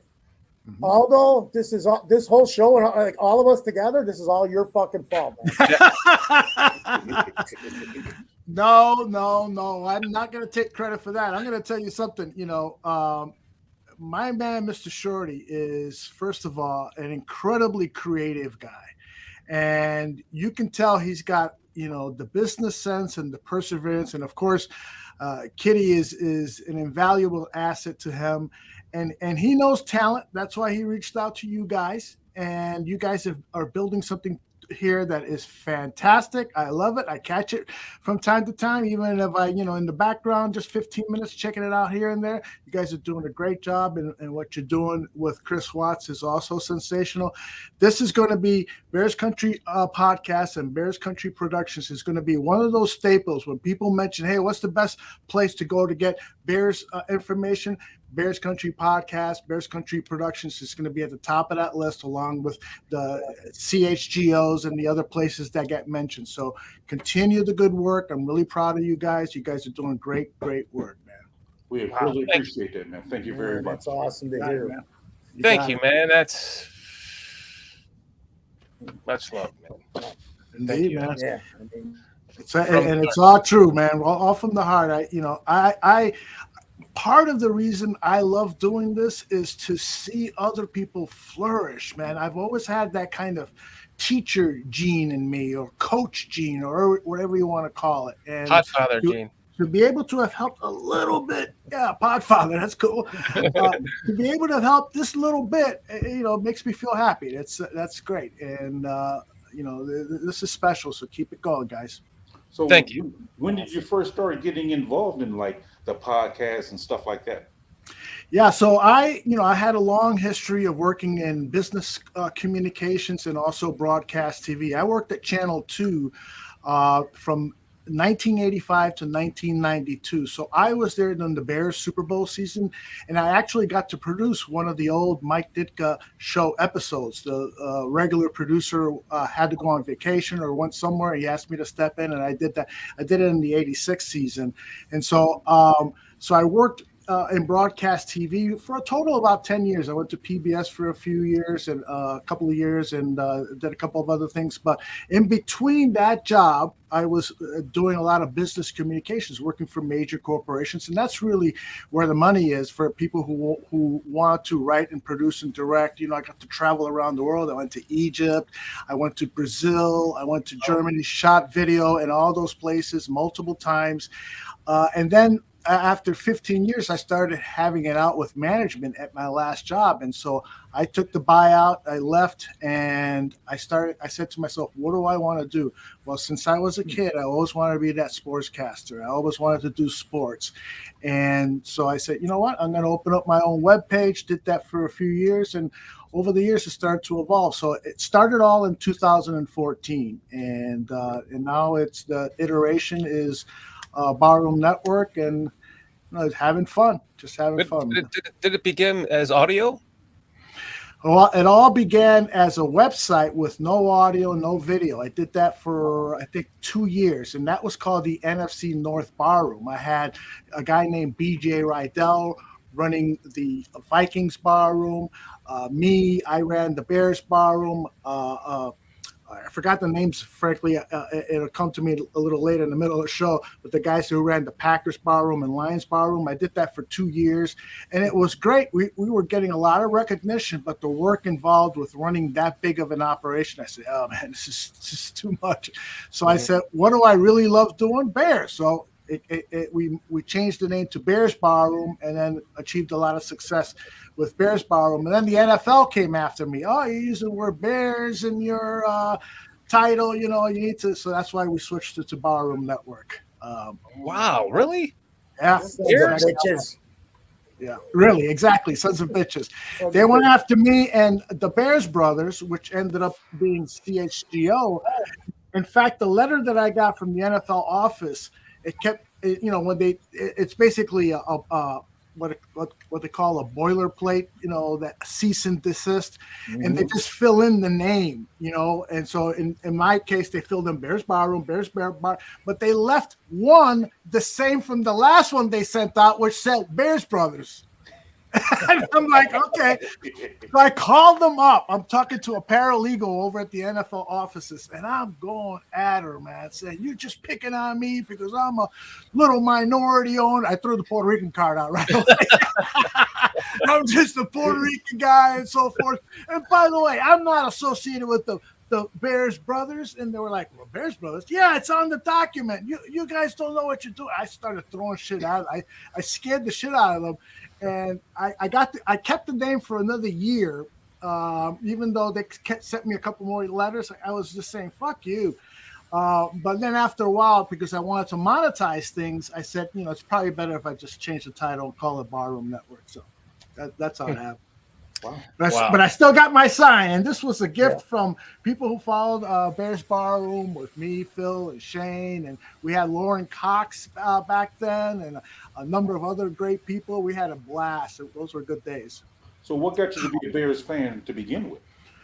Jesus, man. I was born in New York, and I was 8 years old when I came to Chicago, and that's when I started to fall in love with sports.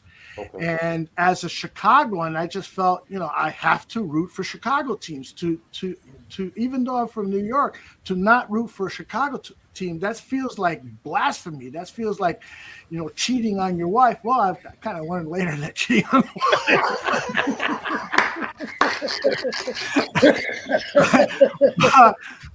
this was the days. This was a few years after the 6'3" wide receiver John Bo Farrington caught that long touchdown pass. So I started following them like towards the end of the season in 1968. And then 1969, they went 1-13. Boston remembers this. And so so I immediately thought, well, why the fuck am I doing this? The Jets were in the Super Bowl that year, I think. I should go back to New York, but I just felt like it was blasphemy. And then, I was a voracious reader, buying all the newspapers, reading all the stories. And so I started reading up on Chicago sports teams and then started reading about the legacy. Oh, we got a guy named Dick Butkus that he scares the shit out of people. Yeah, that's my team. Gale Sayers. And so I fell in love with the team, fell in love with the uniforms, fell in love with the history.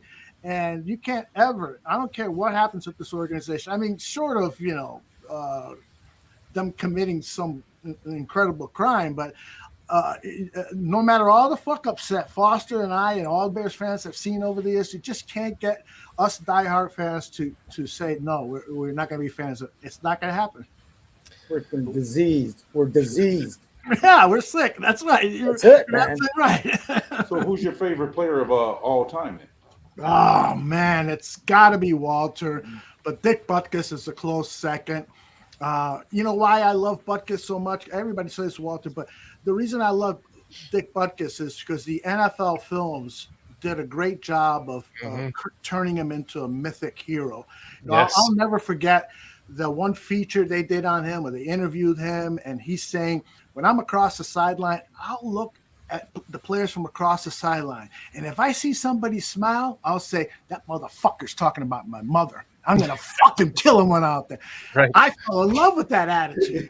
Right. Yeah, that's what you got to do in order to be the best. You know, Right. I love, and that's another reason why I love Michael Jordan and Walter Payton. They were cut out of that same cloth, that they will do whatever is necessary to win.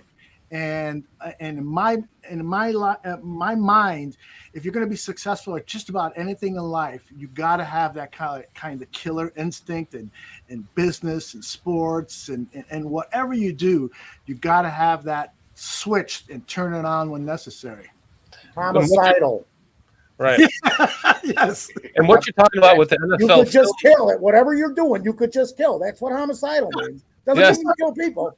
Look Yes. at Marcus. He's tackling the entire Packers stadium. 1, 2, 3, 4, 3. And then the all whites. I said I fell in love with the uniforms. Look at those all whites. Yeah. It's precious, man. Yeah. I know there's a lot of people calling for that, the all whites to come back. Yeah, I love it's it when stupid there's that they haven't. fingerprints or stuff smeared on them, man. Yeah. What you're talking about with the NFL films and how they portrayed the players at the time in the game, it was just so awesome. Bigger than life. Yes, and I wish that they would do something like that similar, like go back to using the old, what is it, Kitty? The 1934 millimeter film or whatever it is, like it's everything. Oh, you mean that what Tarantino uses? 8 millimeter. 8 millimeter film, and like record and make it gritty and kind of give it some filters to it to make it look rough and old again, and kind of get that gruff voice to portray it. It'd be cool if somebody took that route and tried to like recreate that in modern times, because that was what we all grew up on. That was what the NFL was to us, I agree. Somebody on YouTube is posting. I'll send you the guy's name so that way you guys can give him a mention. But he's posting the NFL films used to do half-hour replays of every NFL game. And so for the entire season on Saturday afternoon, you can watch the Chicago Bears highlights, NFL film style, of their previous game, narrated by, usually it was Jack Brickhouse.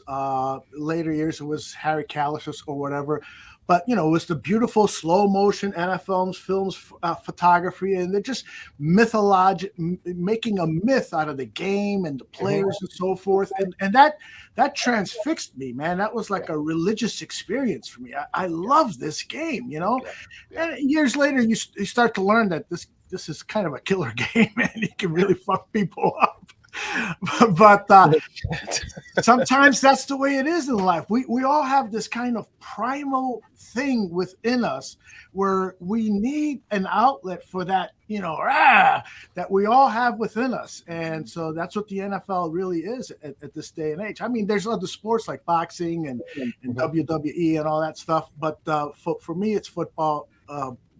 Modern civilization has neutered most of that, so we're not out foraging for our own food anymore and having to do that for a living. Like, how many of us would be able to gut a deer? Yeah, I know.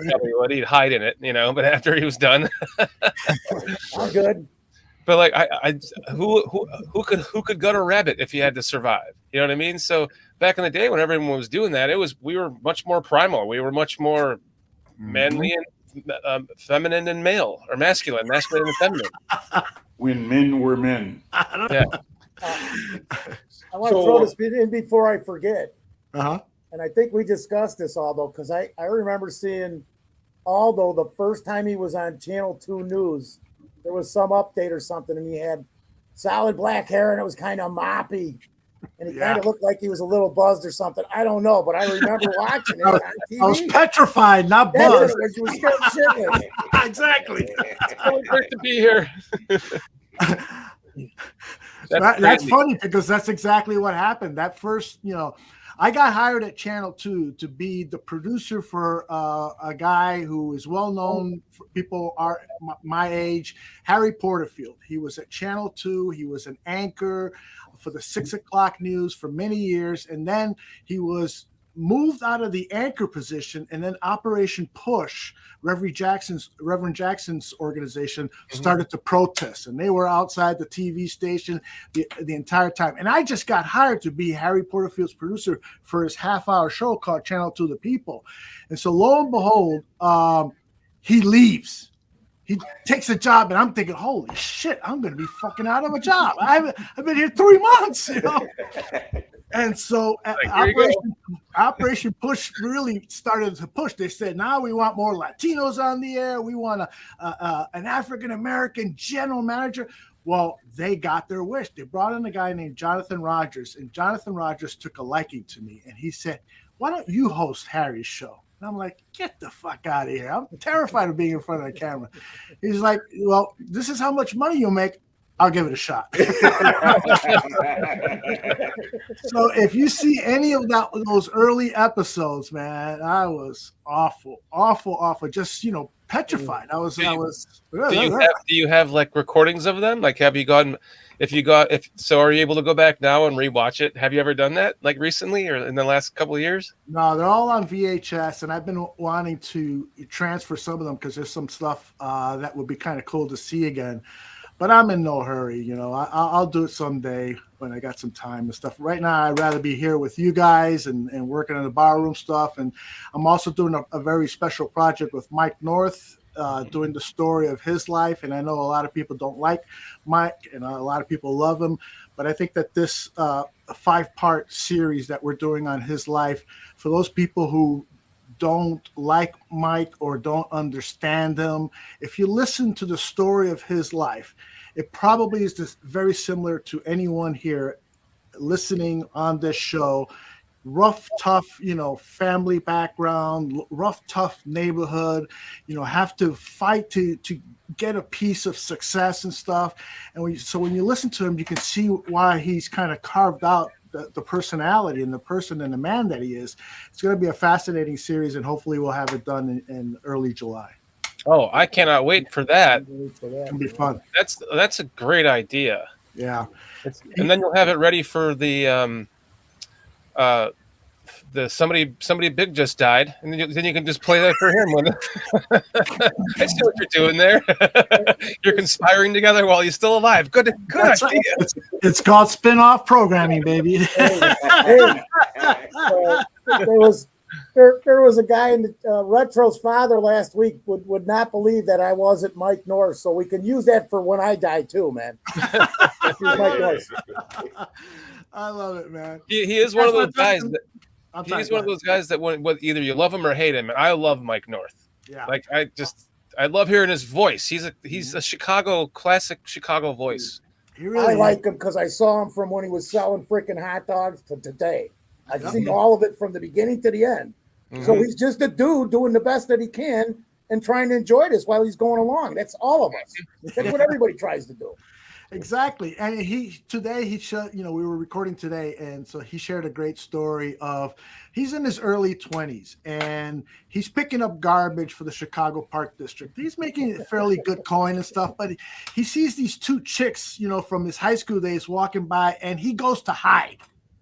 And he says, I can't let them see me picking up garbage. So he goes to his boss and says, I can't do this, man. This is picking up garbage. That's just beneath me. And he goes, the guy put his arm around his shoulder and said, listen, you went to the service. You were in the Marines. So I'm going to find you another better job. He gets him a job at the water plantation place, making 3 times the salary. Wow. Mike shows up, and they're showing him around, and all these dials and all these guys who were like 20, 30 years on the job, older than him. And he immediately said, I can't fucking do this. I can't do this.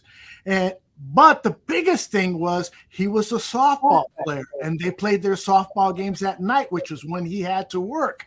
So that's Mike. He's so much loves sports and being a competitor that he threw away a job that paid 3 times the amount at his normal job. So a week later, he was back to picking up garbage.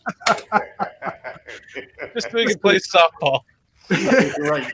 Exactly. And he's actually now in the softball Hall of Fame because he won multiple MVP championships and things like that. But he also worked with the Chicago Public School District to introduce softball as one of the school's team sports in many Chicago schools. So that's pretty cool. Wow, that is awesome. Isn't that cool? Yeah, I'm looking forward to that. I know that you had said to me that you were working on something special with him, but I didn't know what it was. I cannot wait for that to come out. Yeah, we got sponsorship money, so as soon as that came out, I was like, okay, I'm in. Let's do this. I'm gonna get paid for doing this. All right, getting paid for something you like to do is the best thing, right? Absolutely. You know the funeral home down there in Park Ridge, Cumberland. Yeah, you guys, it's right by the railroad tracks there, the Cumberland Station.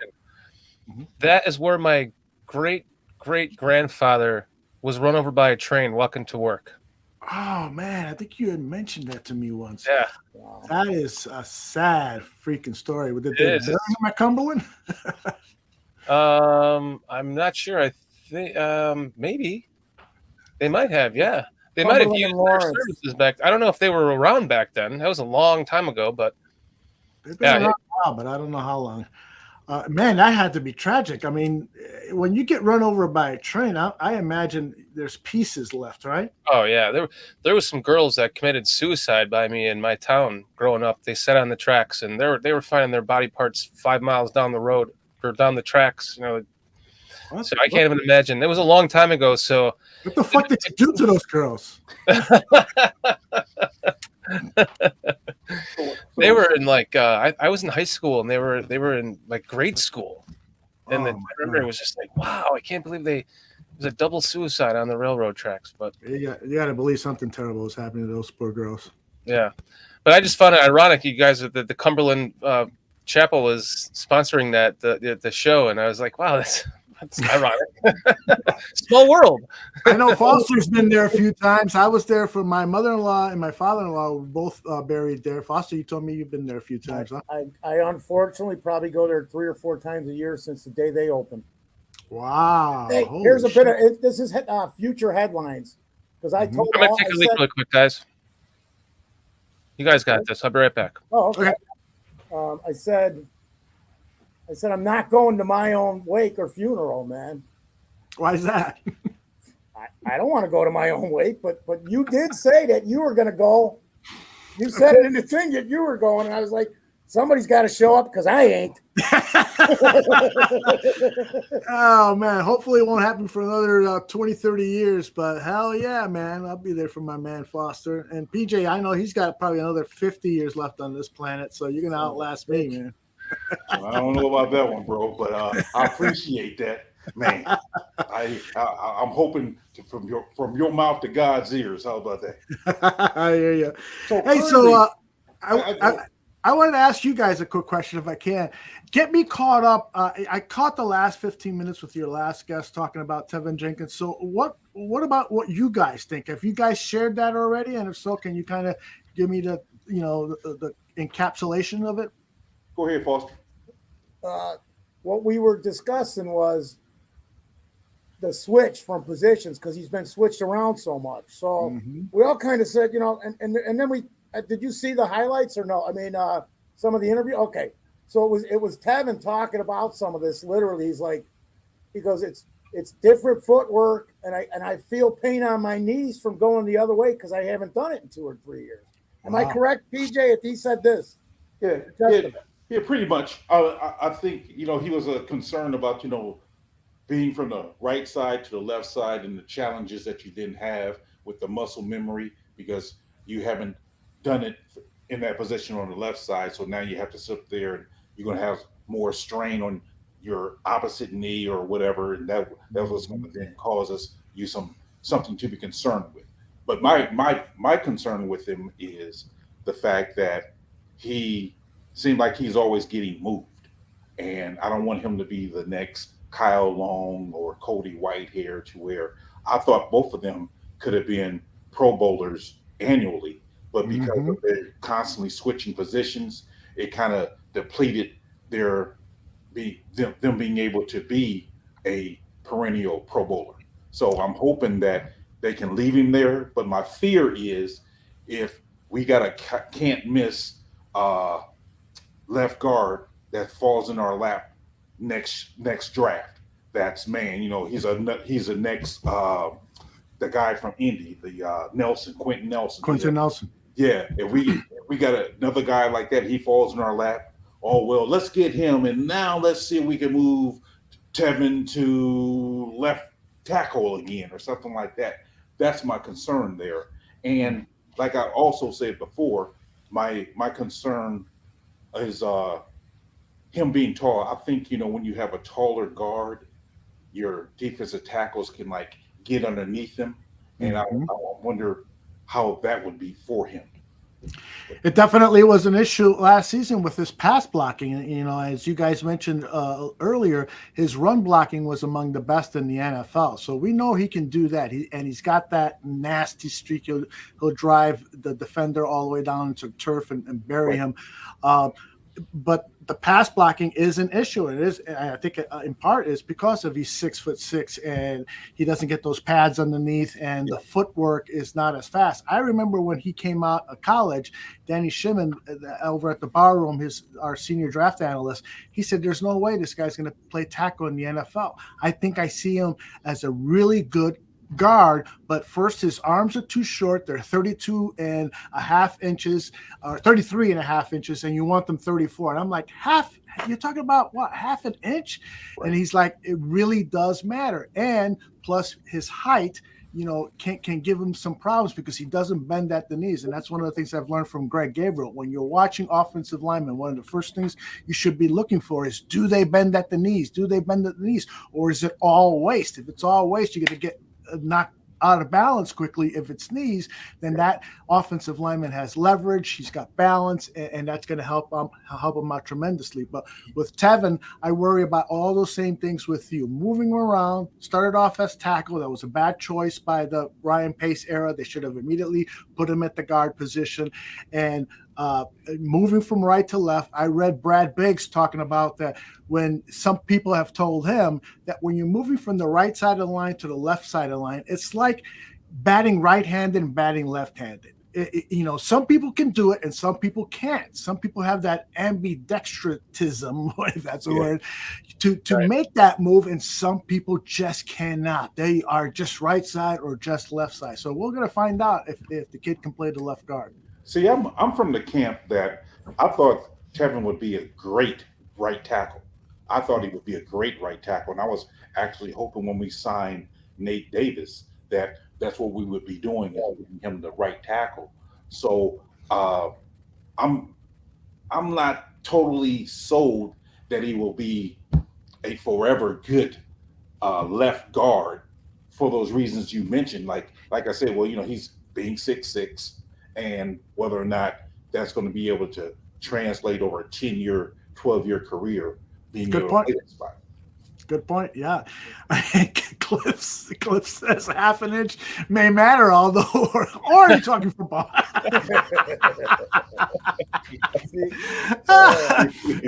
And Retro throwing some great jokes in there too. You guys that guy's hilarious, man. Retro's been don't even get it.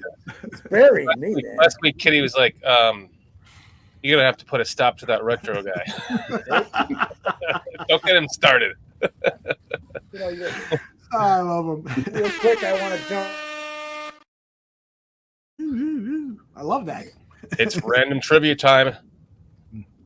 Which television network did Jay Cutler sign with after being cut from the Bears and retiring? A, CBS, B, NFL Network, C, Fox, D, ESPN.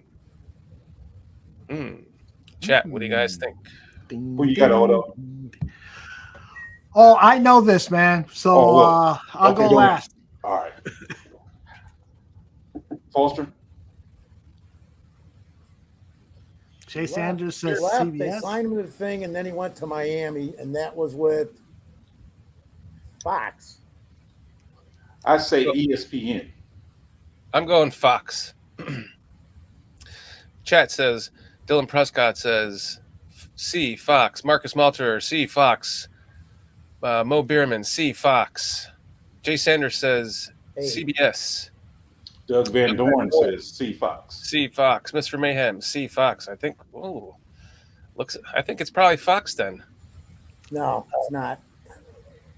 What's the answer, Kitty? C, Fox. C, Fox. Undefeated so far, guys. It was Kevin Burkhardt. He was supposed to work with Kevin Burkhardt, and they had done a practice broadcast. It went well enough for Fox to offer him the job.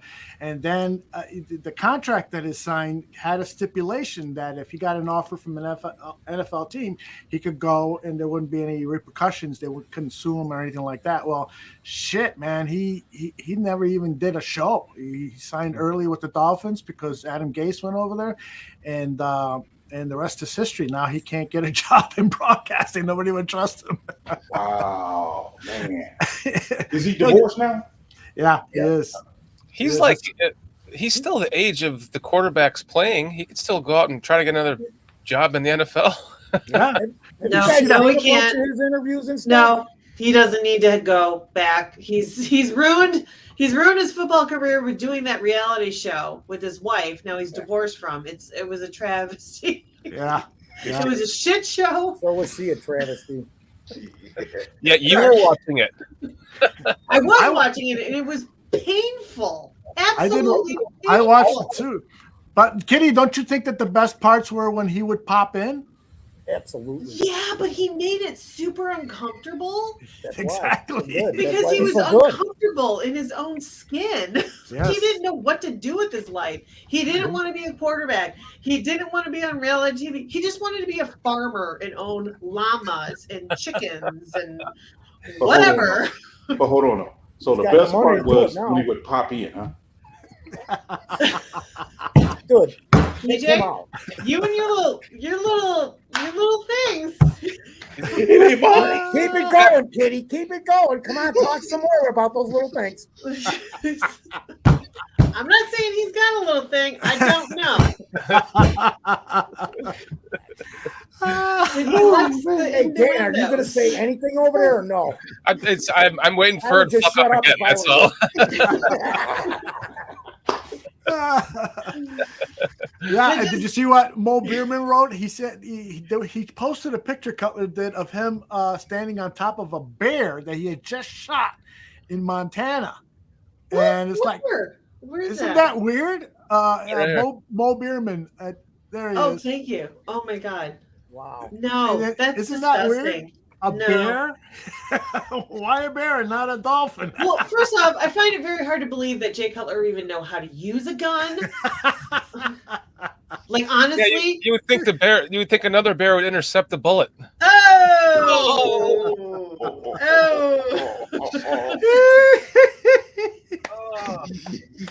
Okay. Well, gentlemen, I have to dip out because we got to take our dogs to the vet in the morning, very, very early. They're having surgery and teeth cleaning. So nice. I am going to leave you. Yeah. What's going on there? Well, no, they got things they have to get removed and they have their treatment once a year. So get up super early to take them. But I just wanted to say that I appreciate everyone in chat. Thank you for tuning in. Aldo, always great to see you, and I will let you guys.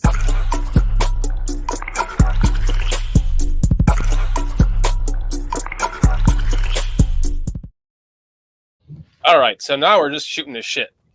Bears shooting the shit. We've kind of been shooting the shit anyways.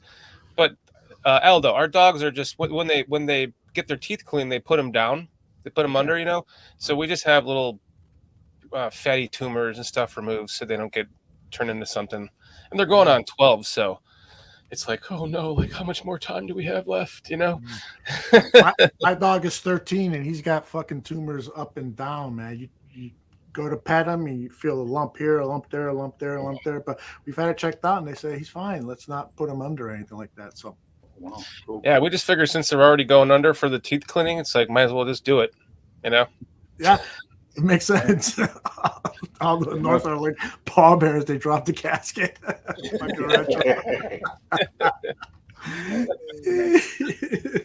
So Aldo, what would be your advice to a young guy or an older person, for that matter, wanting to start out in this business? How do you? I mean, because one thing I enjoy about your watching you is how you were able to have the different connections you do, and being able to interview a whole lot of different people. What would be your advice? Well, I think, number one, you ask yourself, what do I want to become? What do I want to do most? What is it that I like? And then once you've identified what you want to be, so if you want to be somebody in front of the camera, doing interviews, hosting shows, if you want to do that, then the best advice that I can give you is to watch others do it and then make it your own style. Don't try to imitate anybody else. You immediately start to get, the audience starts to get a sense that this guy doesn't sound authentic to me. And that's the key thing. You want people who are authentic. You look at a guy like we were talking about Mike North before. That guy was authentic. Chicago sports fans loved him because he would take management or players who weren't playing well, he would take them to task. That's how his interviews started. A lot of people would hang up on him, and so they went through the trouble of bringing in, and it's not an easy thing to bring in the president of the Chicago Bears, and 1 minute into the interview, the guy is hanging up on Mike North. Wow. If I'm the producer, I'm going to be pissed off at Mike, but the audience, they're like, yeah, fucking, you told him, Mike, you told him. Right. So it was a very risky thing for him to do. I would have fucking bitched out Mike. I worked fucking months to get that fucker out. But it turned out being a great thing for Mike. And so that's what I would share with anyone. If you want to do this, be yourself, be authentic, see how other people do it, take what you like, throw away what you don't like, and make it yours, make it your style. And hopefully that's good enough to attract listeners and viewers. That's you said it to me a long time ago. Just build your own brand. Build your own brand. I think that's great advice. Yeah, exactly. You reminded me about Mike North and just fuck you, and you're like, we do that a lot with PJ around here on BCP. The forced Irish fuck off. Only on BCP, brother. And we don't care who it is. He just threw like one of the guests off the show for saying something. There's no bias here, man. No favorites. I love it. It was Walt. PJ asked him when or how long how to become a Bears fan. And he's like, well, in 2017, I was a Niners fan, and we went to a Bears Niners game in Soldier Field, and then I became a Bears fan. I was like, oh fuck, I pulled him out. We're done with that. I love it. That was a great little story, though, man. I mean, seriously. Was that the guy you just had on prior to me? Okay. Yeah. Because I got to tell you, that guy was like so confident about Teven Jenkins. I don't see Teven Jenkins being a Pro Bowl player this upcoming season. I mean, when he said that, I did some quick research. Here are guys that I think are better guards than Teven Jenkins. Now, no disputing that he played very, very well last season, particularly in the run game. But the Cowboys, Zach Martin, Chris Lindstrom, the kid from the Packers, Elton Jenkins, Shaq Mason, Brandon Schreff. The Lions have a kid named Jonah Jackson who could be as good or better. I mean, I got a list of 10 names here that are likely to get more Pro Bowl votes or Pro Bowl votes than Teven Jenkins. And that injury history really makes him a suspect player to count on. He has got to show up for all 17 games this season or at least 16, If he doesn't do that after what he's missed in his first 2 seasons in the league, I can't see how you can trust going forward with him. He's a phenomenal talent. He's got great potential, but there's still things to work out with his pass blocking, as we mentioned before, and with his injury history. There's some concerns there. And then when he was coming out of college, there were questions about his football intelligence, his football character. Does he really love the game? Does he really want to do what's best for the team and stuff like that? Right. And so maybe those are some of the mystery things that have happened with him and the present Bears management. I don't know.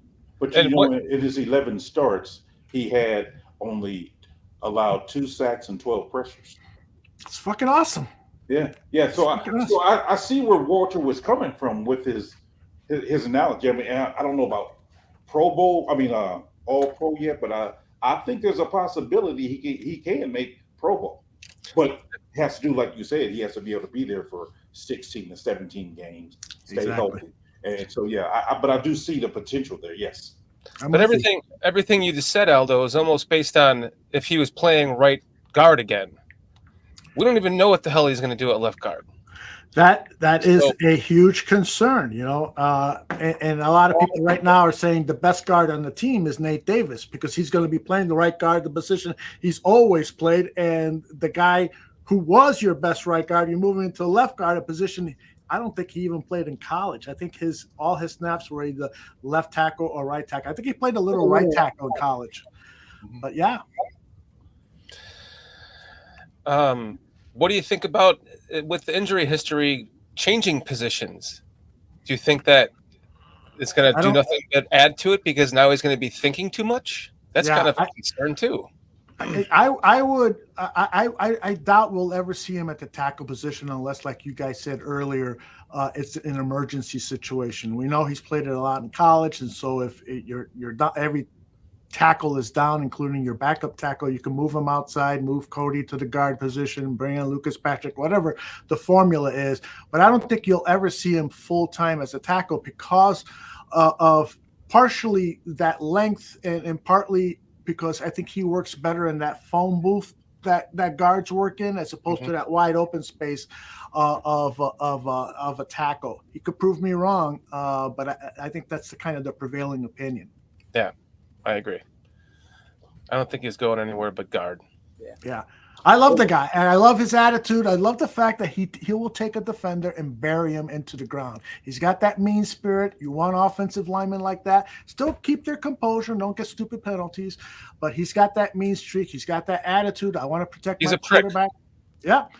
And I think the offensive line this season is better than it's been probably in a few seasons. Oh, and by the way, you guys probably mentioned this earlier, but Cody Whitehair said that he thinks it's good for Teven to move to left guard. He says because in the NFL, you need to be versatile.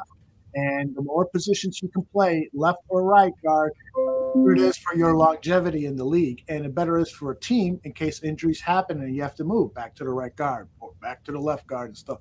So Cody sounded, like it wasn't going to be an issue for the kid.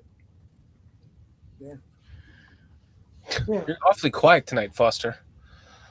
Dude, it's been a long week. I've been just stacked from 5:30 in the morning till like 8 o'clock every day. I got so much stuff going on. I'm tired, man. So this is a great break for me because everything that's going on is pretty stressful. So that's how it all started. Although that's how I found you guys, man. I love it. Situation. Yeah, I think the bug I was listening, but not regularly until I got stuck in a position where every Tuesday night I could sit there and have the phone and laugh with you guys, man. For like 2.5 years. So I love that's where I'm at now. I know I'm kind of quiet. Stuff going on. I'm just taking it all in because I've heard a lot of stuff that I haven't really even kind of paid attention to lately because I got so much going on, man. Yeah. Like I said, I was happy to have an hour today to look at Teven Jenkins and some stuff. So let me ask you one question, Foster, real quick. Yeah. Does this calmness remind you of like when you were on Noah's Ark and all the rain was coming down? I mean, does this calmness remind you of that? Hell no, that was a tough ride, man. The fucking waves and all those animals with the shit all over the place. No way. I take this any day. Back then he had long wavy hair. It must have been heavy with all the rain. Like somebody said, no, I scotch guard that. Somebody in this chat said that the other week. When I had hair, I would scotch guard it to save it. Didn't work.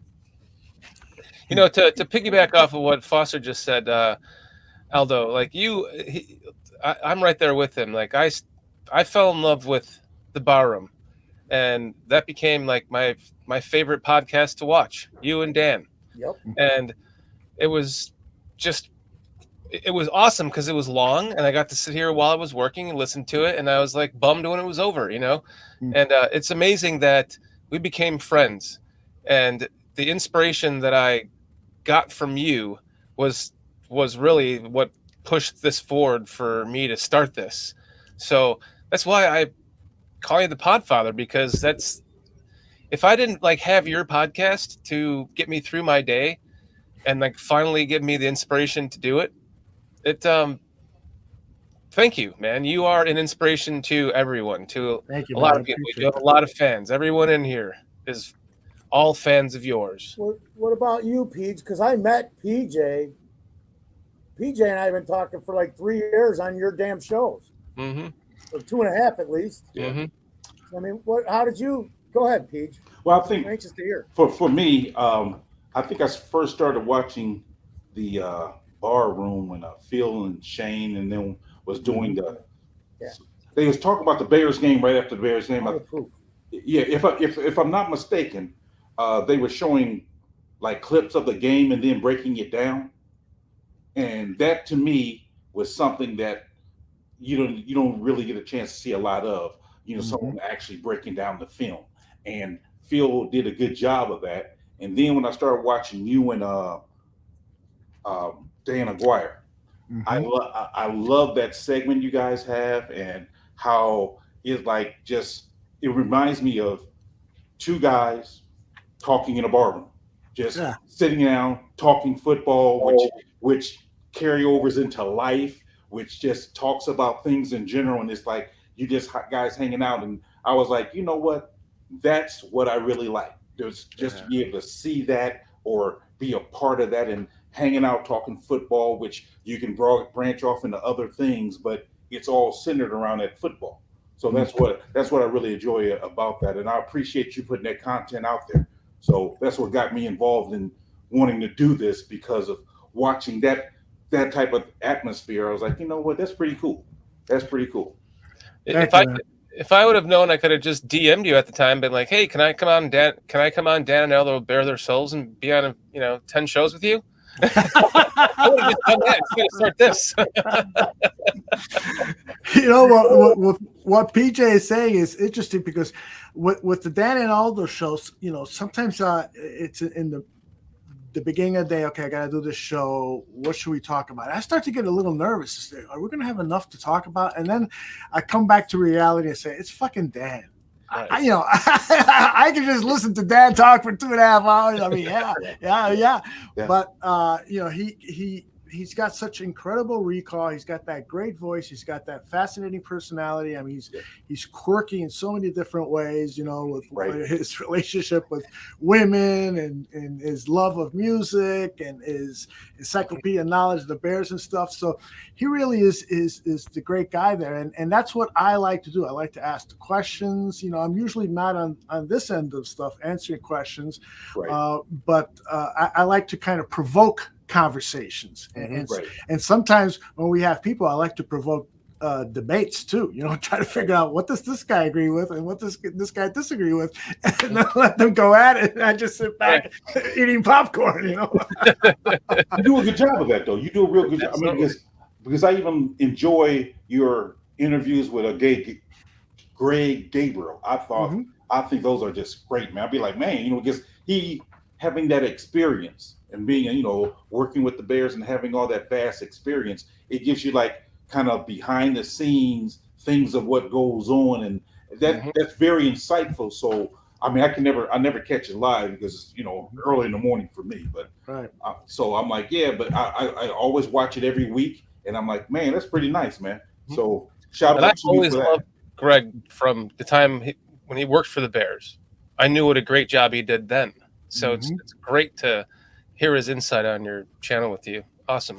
Yeah, and it's been great because we're starting to get friendlier and friendlier towards one another, and so he starts, to share some stories, that I can't necessarily talk about publicly, but I'm trying to get him to a point because I think he can share some of these things publicly, because he's careful. He's got a lot of great relationships in the NFL, and so they're sharing private information with him, and so he's got to be careful about what he shares, and so he doesn't want to ruin any of those relationships. He's a man of his word and stuff, but he's going to be 72, and I'm telling him, hey, how much longer you got, man? Come on.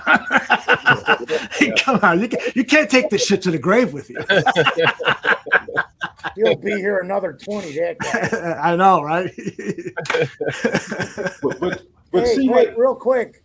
PJ, man, who are you paying off? There's good shit in the chat about you. Well, my wallet is fat. You talking to polls again, or what? Oh yeah. Oh my God, I'm not going to go there. Yeah. PJ, size matters when it comes to water, my friend. Damn, Foster! Holy shit! But no, Aldo, I fucking need a refill. That's straight vodka, Aldo. I was trying to tell you.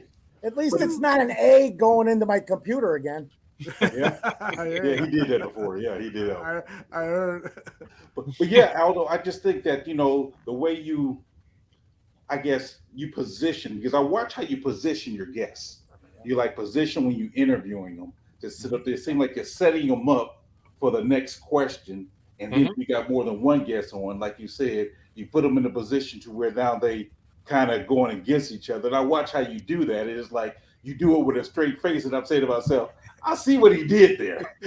I see what he did there. The Bear Debate is such a great show. Yeah, I got to resurrect such a great show.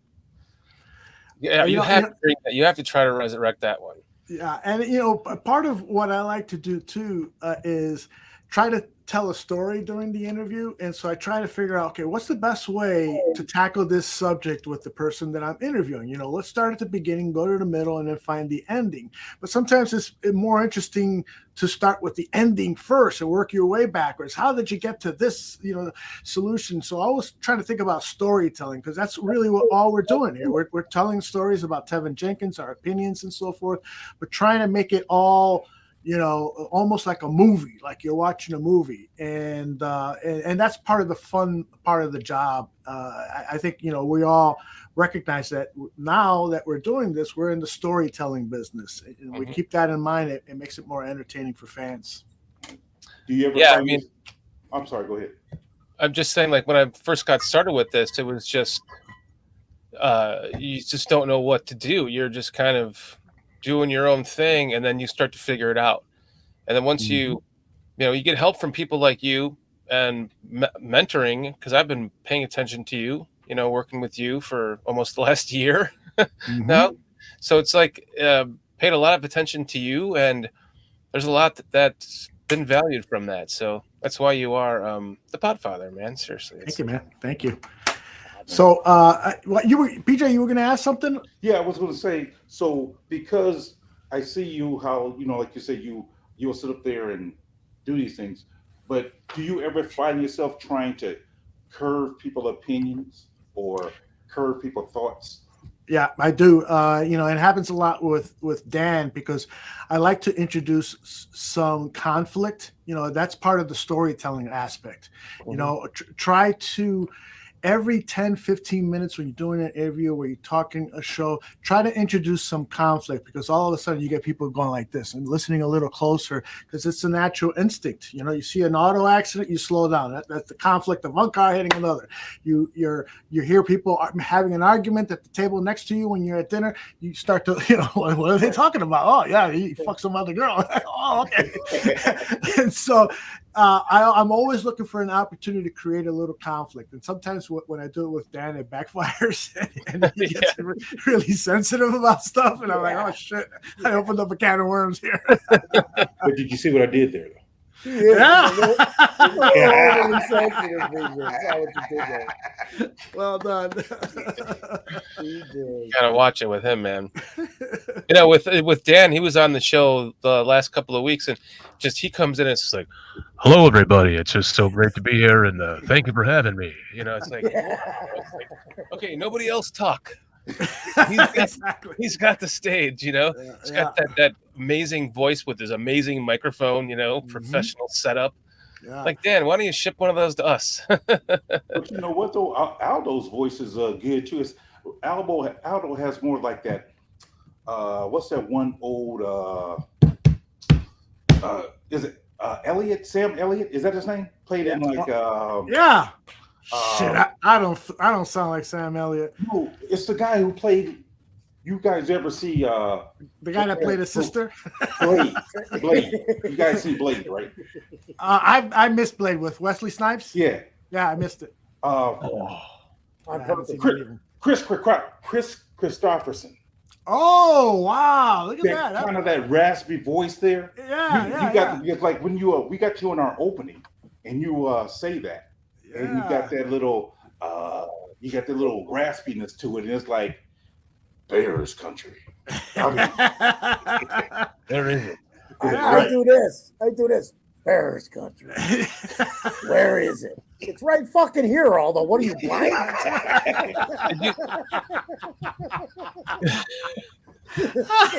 I love it. You should edit that in.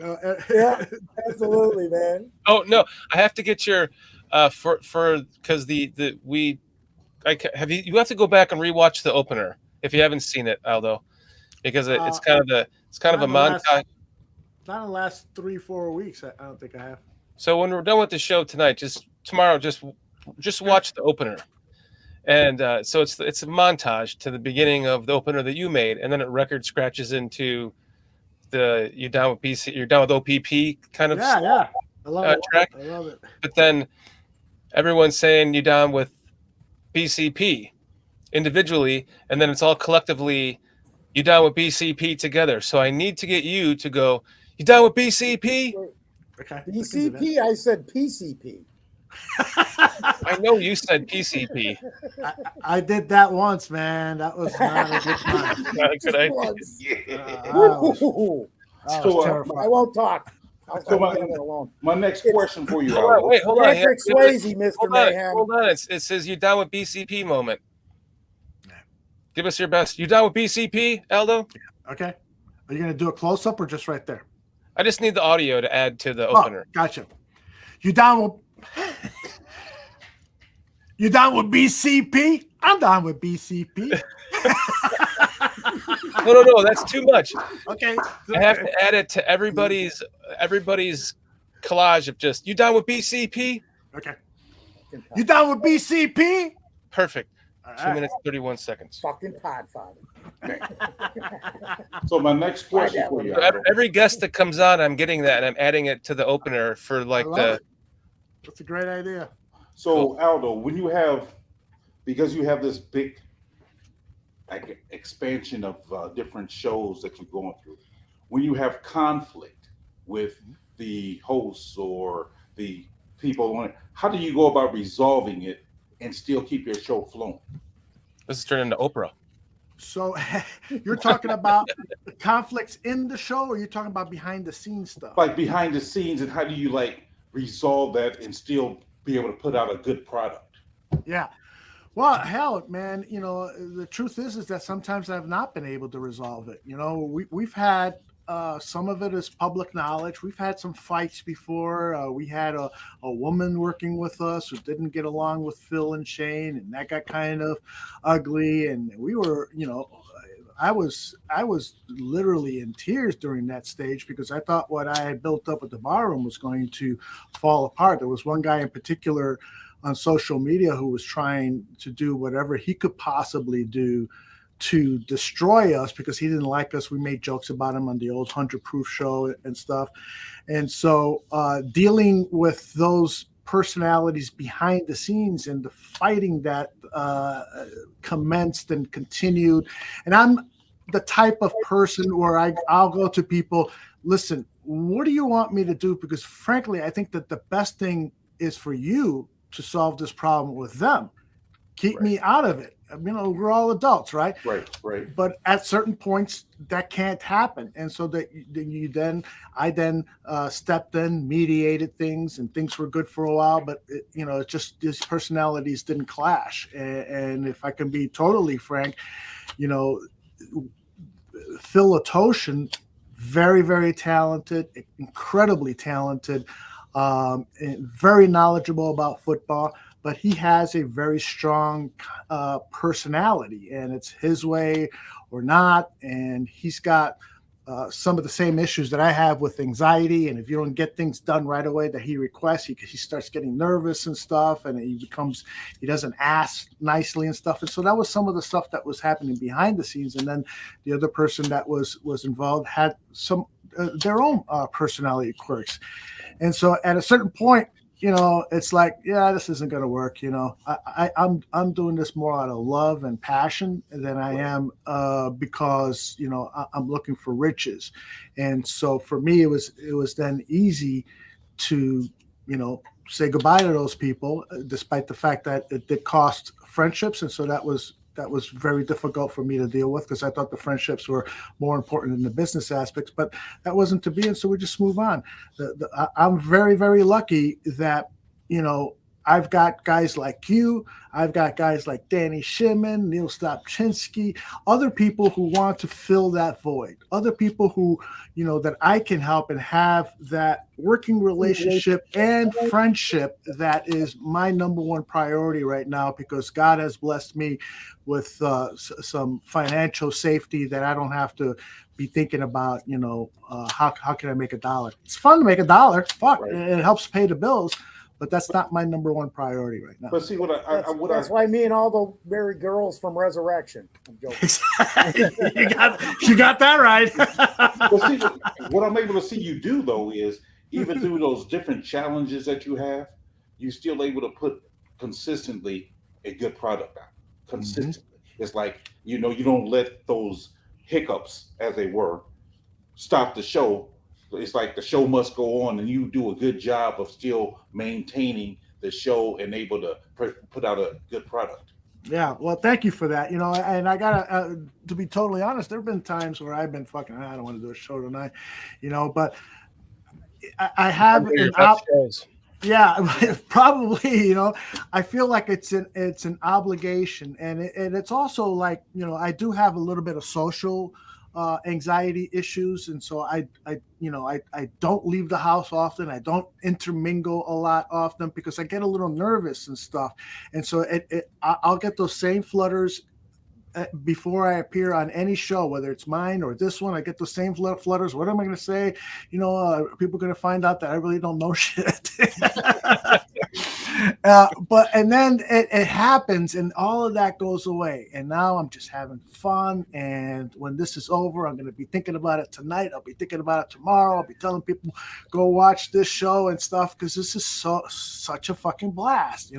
This is my social time. This is me really at the bar. I'm here at the bar with Foster, PJ, and Mr. Shorty. I'm having a great fucking time. And that was what was so awesome about the interaction with bringing the channel to the bar room and broadcasting from there, and making friends with you and everyone from the bar room. And then to that same thing, I missed it. I missed doing this thing too, myself. And here we are, like, came back here, and I feel that same kind of relief that you were talking about. Just now you're having fun. Literally, this is like now I'm having fun, like just focusing on this. But I've also prioritized my life differently now. Gotcha. And it's like, so now I'm just doing this for fun. And this is when you're doing it for fun, it's just, you're just having fun. Exactly. And then everything, who gives a shit after that? Yeah. Sometimes you end up doing better work, and then all of a sudden the money starts coming in. It's like, wow, this is really fucking cool.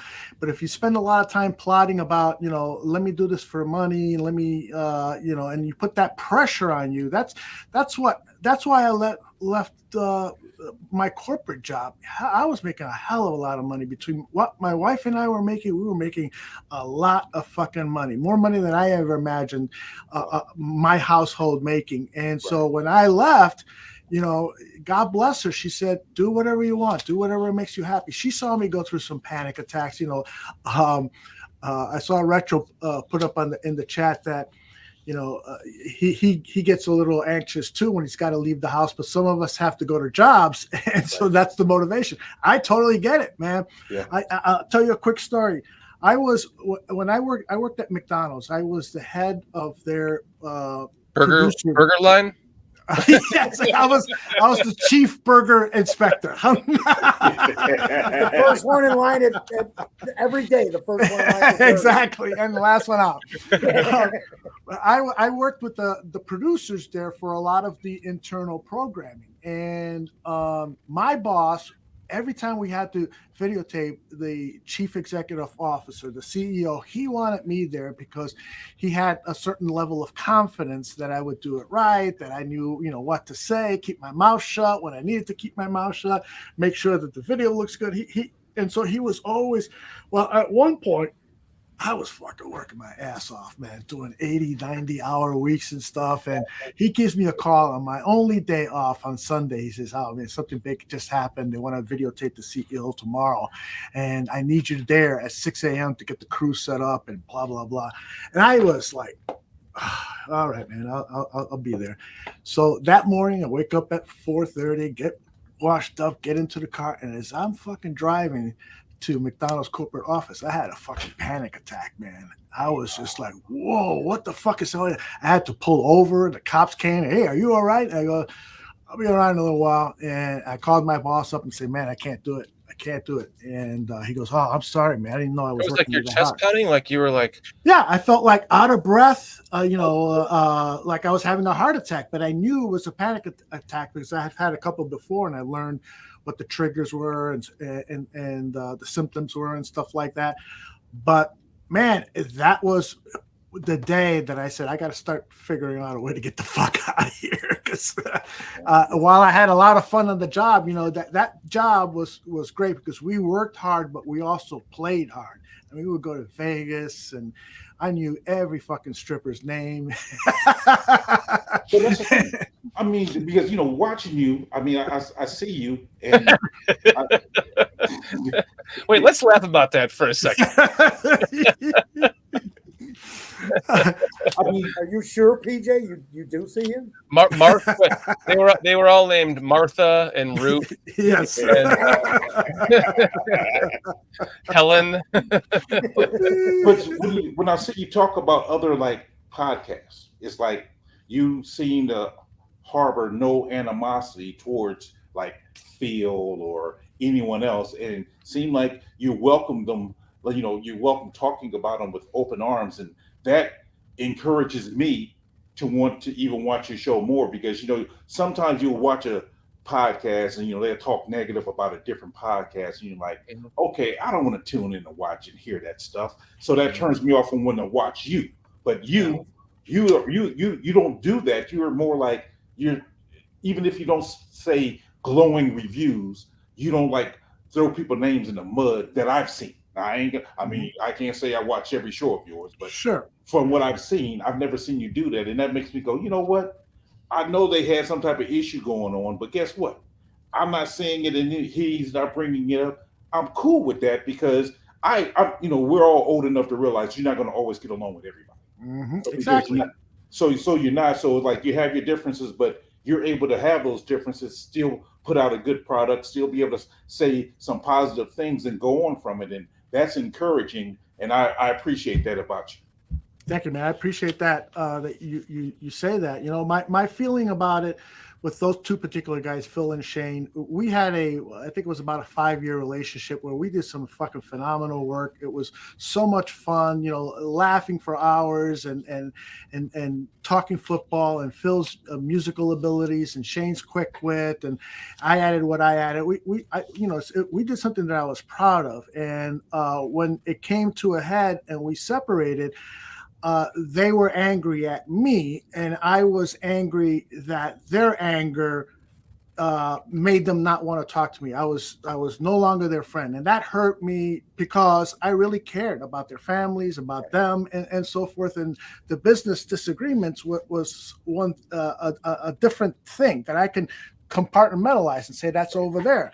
Right. But unfortunately, they didn't look at it that way. But that doesn't mean that I'm going to harbor any anger to them, because when we did the 100 Proof show, part of the charm, for lack of a better way of saying it, part of the charm of the show is that we used to fucking wolf on everybody. You know, we would make fun about everybody. Right. And so if they're making fun about me or they're talking shit about me, I would be a fucking hypocrite to be trying to take them down. You know, I would actually reach out to some of the people that we made fun of, and I would say, hey, man, it's all a joke. It's all a joke. And they were like, fuck you. I don't want to talk with you guys.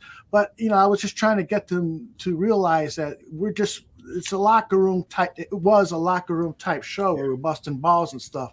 And so if they're busting my balls now, that's fine. I can take it, and we move on. Okay. Yeah, when Greg was on the show too, that was another outstanding time that I really value a lot. When Greg started with us, you know, I mean, he didn't know shit about broadcasting, but he's a very, very fucking talented guy, and he's got a really great persona that he's developing. We talked about brand. You know, he's got that great brand where he's a bricklayer Bears fan, you know, he's marketing that, and that's sensational. And I've met his wife and his kid, and I have nothing but admiration and respect for what Greg has been building. Cool. He's probably got a lot of jobs just out of that. From, you know. Mm-hmm. Yeah, bricklaying jobs. Yeah, bricklayers. Yeah. I wish I was still roofing. But then out of the woodwork, dude. You are just you forgot to put your bowl of food down on the floor.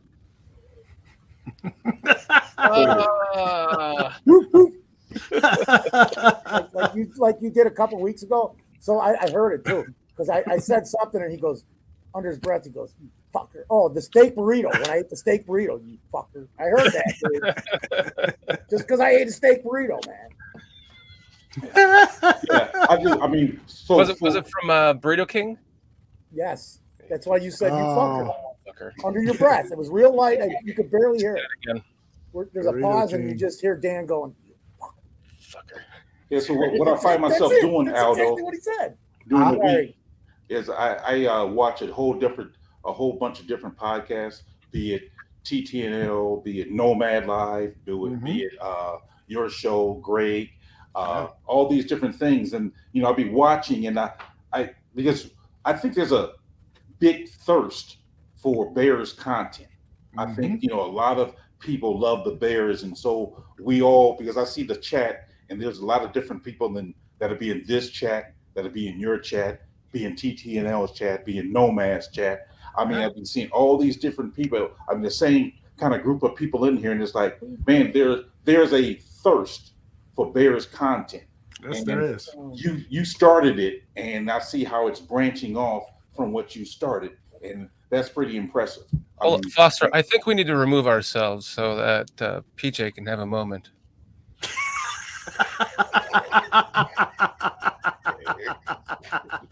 It's a love affair. I need some wait, let me find some love music. Hold on. There you go.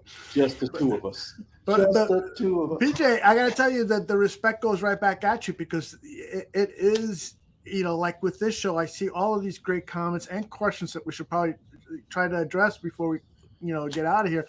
But that's part of the show, right?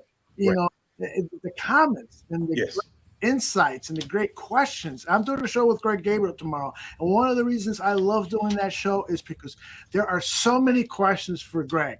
I mean, I can come in, I can roll out of bed and do Greg Gabriel, have a couple of questions, and then the rest of the show is all the questions and the comments. I love doing that show. Well, by the way, we have Jason McKee, former Bears fullback, on with Greg tomorrow at 11 a.m. Central. Ooh. Yeah. Jason McKee, number 37. That's him. Yeah. That's him. Should we get these questions? He's gonna be like, brother. The whole show is gonna be like, brother G. Let me talk to you about this, brother G. I love it. I love how he says that. Yeah, he's good. He's a good guy. All right, let's get to the questions. All right. Yeah, we have some questions here in the. One of them. A lot of them. There's some comments too that are good. Here's one right here. Wait. Yeah. I'm sorry. I'm doing this backwards, guys. So look what happens when I give Foster co-host Here, control. answer that one. Aldo. Crystal. Yeah. Well, he's doing what he's doing. He's really not this stupid. He's just doing this for comedic effect.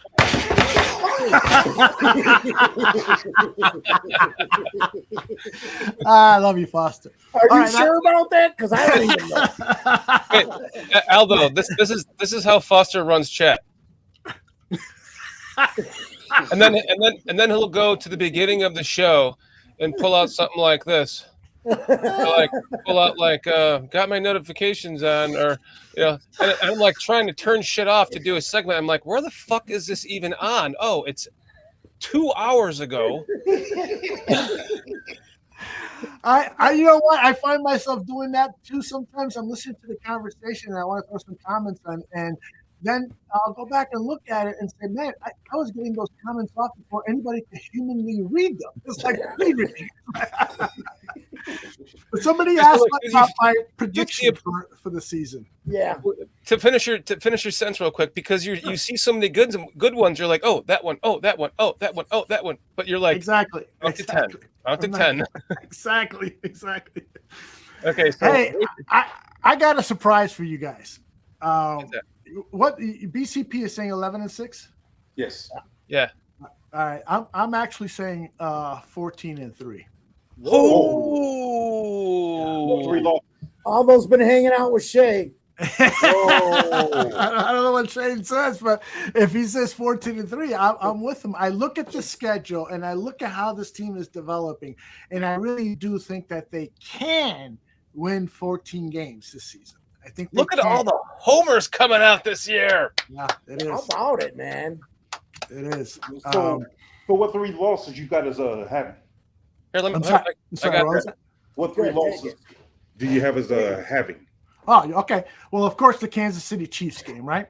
Right. That's a no-brainer.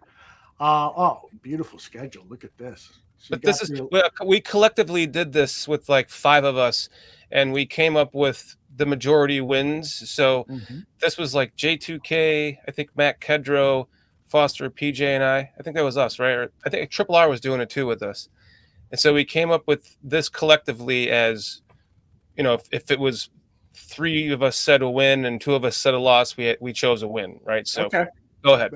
That's cool. That makes sense. I got the Bears winning against Green Bay in the opener. There's no way that Jordan Love, with his, with all the offseason turmoil, with all the drama, he's never had, a complete game where he's only had one complete game start, and he played terribly, under 200 yards passing. I just don't think he's going to come in here and do any of the things that Aaron Rodgers would do with the Packers. And so that has to be a victory. That will be one of the most disappointing losses in Bears history, in my opinion, if the Bears lose week 1 against the Packers. Me too. Yes. At home. The only way I let them lose Exactly. that is if they win 16 in a row after that. Yeah, I'll take that. Fuck that. That's about the only way, man. Yeah. Yep. That has to be a win.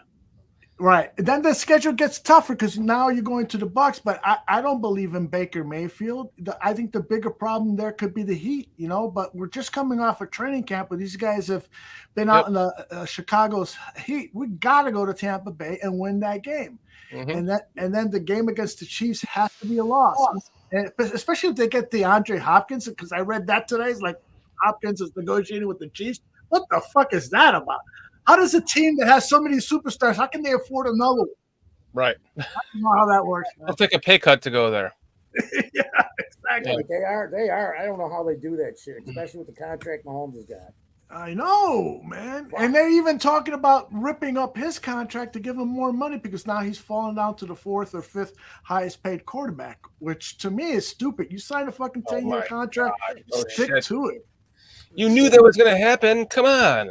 He's going to end up owning part of Kansas City at this rate. I hear you. I hear you. The team and the city. Right. So then they come back home against the Broncos. Shit, we're going to beat the fuck out of Russell Wilson. And I might be there for that game. But whatever. That's to me is a win. So right now we're 4-1. And then we got that short turnaround. We got to fly to Washington to play the Commanders. And I think the Commanders are actually going to be a good team, but I think it's going to take them a while to get there. I really think that Eric Bieniemy is going to do wonders for that offense, but they're not going to be ready to beat the Bears in Washington on Thursday. I have to double check to see who the Commanders played the week before to feel a little bit more confident about that. But I'm feeling that the Bears are on a run now, and they're going to be 5-1 at this point. And I think that they're going to beat the Vikings twice this season. And I think they're going to split with the Lions. And so that's the Lions loss in Detroit will be their second loss. And then the third loss that I had was where is it? I have them losing a game. Oh, it's just like you guys have the Browns at Cleveland. Yeah. So the only game, let's see, you've got them losing against the Chargers and the Saints. I have them winning those two games. I love it. Yeah. Now, I love it. The only question I got about that Lions loss, because I actually said I thought we would beat the Lions because both games? That first one where we got that loss is because if I'm not mistaken, I think we're coming off a mini bye. Am I right? 1, 2, 3. Yeah, because the Panthers game is on a Thursday, right? Correct. So we're going to have 10 days before we play that Lions, and we're playing them at home. I'm thinking we can win that game. That's what I was thinking. If I'm not mistaken, because I see they got us at home on both games on these Lions. I think that's the one we're at home. I forgot to put an at that one because the Lions loss that we collectively came up with was in Detroit, so that's in Detroit. In Detroit, but still 10 days off. I think we got a good chance to win that one. Yeah, it seemed like we played pretty well after a mini bye. Everything's going to change after the first game, anyways. Yeah. Yeah. As soon as you see this team on the board, you'll know what we got or have an idea. Mm-hmm. Yep. But a lot of my optimism falls on the continuity of Justin Fields having the same offensive system, the fact that he's got a true number one wide receiver in DJ Moore. And, I know it's only OTAs, but some of the reports and some of the video that we've seen of that connection that he's establishing with Moore is fantastic. I think Cole Kmet is going to have a huge season. Tight ends, it usually takes a while to learn the offense, learn the pass routes, learn the blocking assignments. And you've seen the steady progression. And he had 7 touchdown catches last year, and I think that put him at like 4th or 5th most of tight ends in the NFL. That's a hell of an accomplishment, and particularly when you're talking about a team that needed him blocking as often as he had to. Yeah. So I think that connection with Cole Kmet is really going to explode big time. The fact that we have Chase Claypool, and I'm not worried about that soft tissue injury that he had. But I really believe in this guy. I loved him when I saw him down at the Senior Bowl in person. Loved him at Notre Dame. I love watching Notre Dame football, and I thought that this guy was a phenomenal athlete. He had tight end body, but runs a 4.4. That's the kind of talent that you crave. And I was actually disappointed that we drafted Kmet over Claypool. And I think this is the year that he's going to put it all together with Justin. And Justin's already talked really positively about the connection that they're developing. So I think that, and then this running back they got, Roshan Johnson, I think this guy's going to be starting by week 3-4, and he ain't going to look back, man. Dante Foreman is going to be like, hey, man, will you guys let me go so I can get some snaps and stuff? I really believe in that kid, and all-around player. He can play all 3 downs, but the team has depth at that position. So this team is set. If the offensive line can stand true, there's somebody had a question earlier about how many which of the 7 offensive linemen they're going to suit up every week. And that's a good question, because those 2 backup players have to be very, very versatile players. And if I'm not mistaken, you have to dress 8 if you are pulling up guys from the practice squad or something like that? Yeah, I think that's the rule. I know it is like what they've got this new rule that you can activate the 3rd quarterback into a game, but he's got to be on that active roster that day, so he's going to take up a roster spot or some shit. I haven't fucking digested that. Yeah, you can. I think you can, because I know last year you could pull up 2 people from the practice squad, but one of them has to be an offensive line. Right. You have to have 8. So who would your extra 2 be? Because I don't even know who I would take if you're only allowed 7 guys.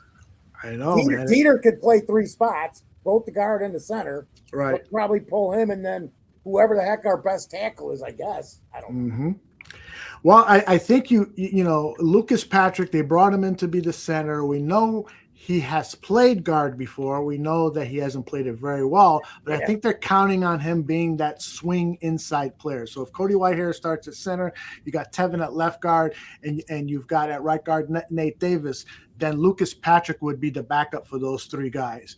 And so now you need a swing offensive tackle. Is that going to be Larry Borum? Is that going to be one of the younger guys that have come in? I'm not sure, and I would not at all be surprised if it's somebody who is not currently on the roster, somebody who is picked up in free agency or a waiver pickup, because the Bears have that first pick in waivers for the first 3 weeks of the season. So with that in mind, do you believe that Dieter, Iceland, as well as Jatari Carter make the team? I got a feeling Jatari Carter, I always have problems with that first name. I don't think he's going to make the team based on reports that I'm hearing. Now, I haven't seen it with my own eyes. Yeah.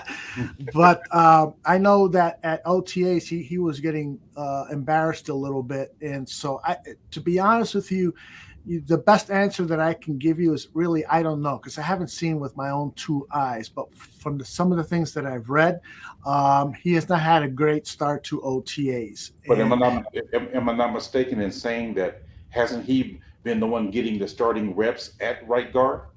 At OTAs, yes, he has been. Okay. So he's been playing against, the best defensive lineman. Again, this is they're playing tiddlywinks, but he's still. It appears to me that he's still having trouble processing the playbook. It's what you learn in the classroom, you can learn it, but to transfer it, muscle memory, getting to do it on instinct as opposed to thinking about it, can take some players a long time, and he might be in that situation. Of those 2 players that you mentioned, I think Dieter Iceland right now is far and away better suited to be on the Bears 53-man roster than Carter. Carter probably, I wouldn't be at all surprised if he's got another year, if he spends another year on the practice squad. He was on the practice squad not one game, not one time last year. He was on the at all. No, the whole year he was on the 53-man roster. Oh, look at that. Whole year. Okay. Well, apparently they must like him then. So we'll see. hoping to get over to Hallishoff for training camp and see with my own two eyes. That's one of the big stories, no doubt, offensive line depth, because I think they got the starters down. They got the 5. But who's going to come in there when, one of these guys gets hurt and it's going to happen? Well, Mr. Gandia, I'm planning on coming home for training camp. I'm planning on it, but I'm also planning on coming home for the Chris Watts game. So we have to talk about that because I know you had kind of mentioned maybe if helping him out with a place to stay for a little bit. So we need to kind of talk about that on the side. But I have a majority of it lined up for him. We still need to raise more money for him because basically we had enough to finally cement the airfare, so it's now solidified. Nice. He actually bought the tickets. Yeah, then, he reached out to me and told me that he got the tickets. So yeah, awesome.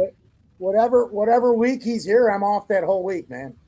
So he flies in. He flies in October 12th. He'll be here at 7:05 p.m. and he leaves October 23rd. So he texted me those dates, and my home is open to him. He can stay here as long as he likes and stuff. So yeah, we'll talk off air about it. But that's going to be a huge week.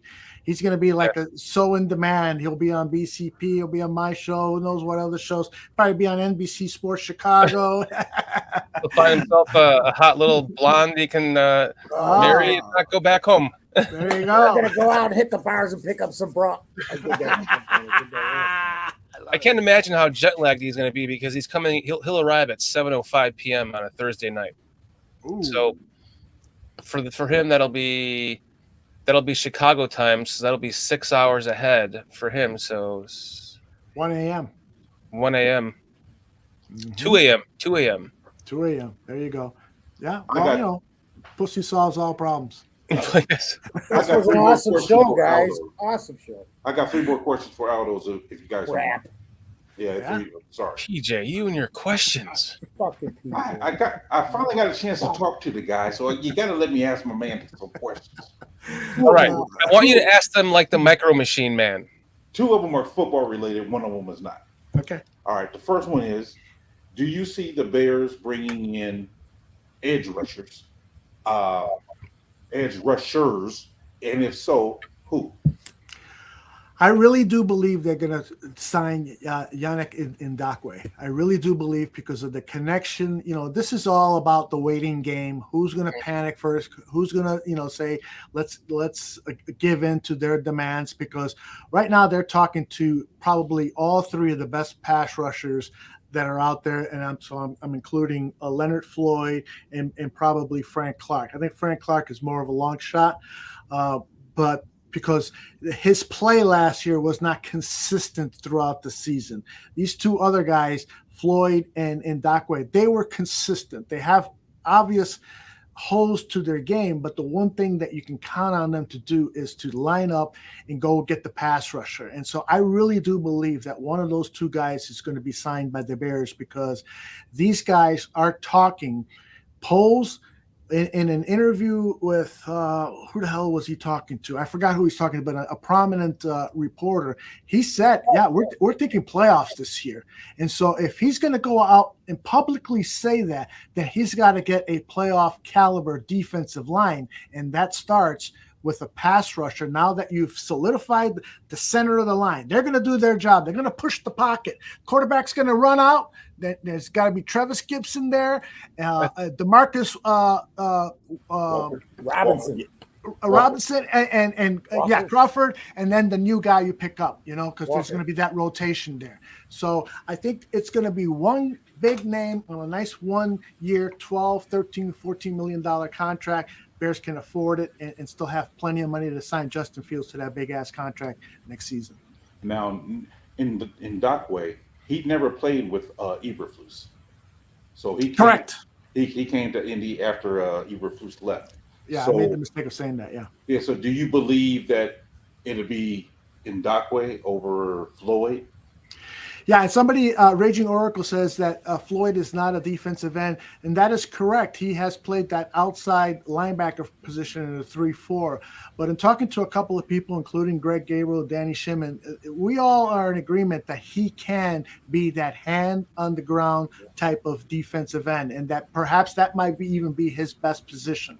Say, you got to worry about the run game, Leonard, but really what we want you here for is to get the quarterback on passing downs. That's when we're going to get you out there. He's 30 years old. He's still in great shape. He's got the tools to play that 4-3 defensive end position, or even have him stand up, but get him out there on downs where they're going to throw the ball and have him go get the quarterback. I think he can easily get you 8 to 10 sacks.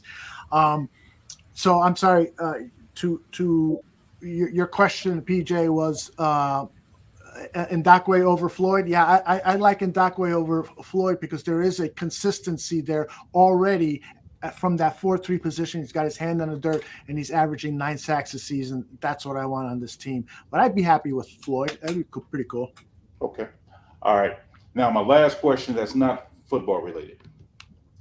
Where's the weather woman?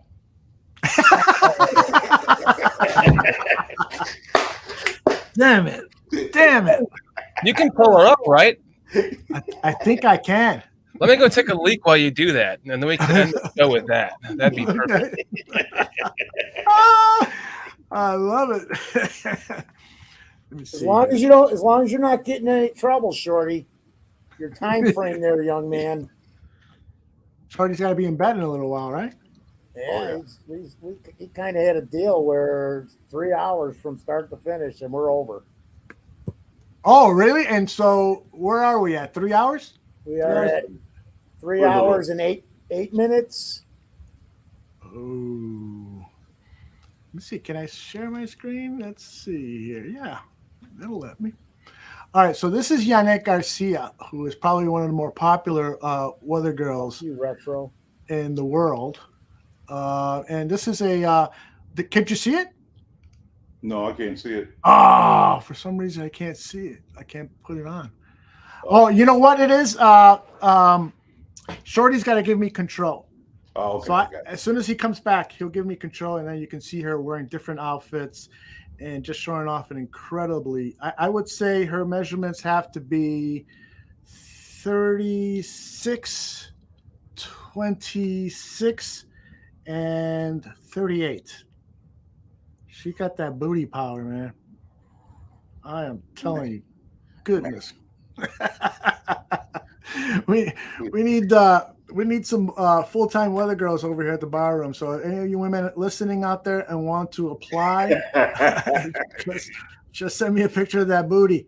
That's all I need. There you go. There you go. Open slot. We can fill it anytime. Oh, crap. Yeah. That's what he said.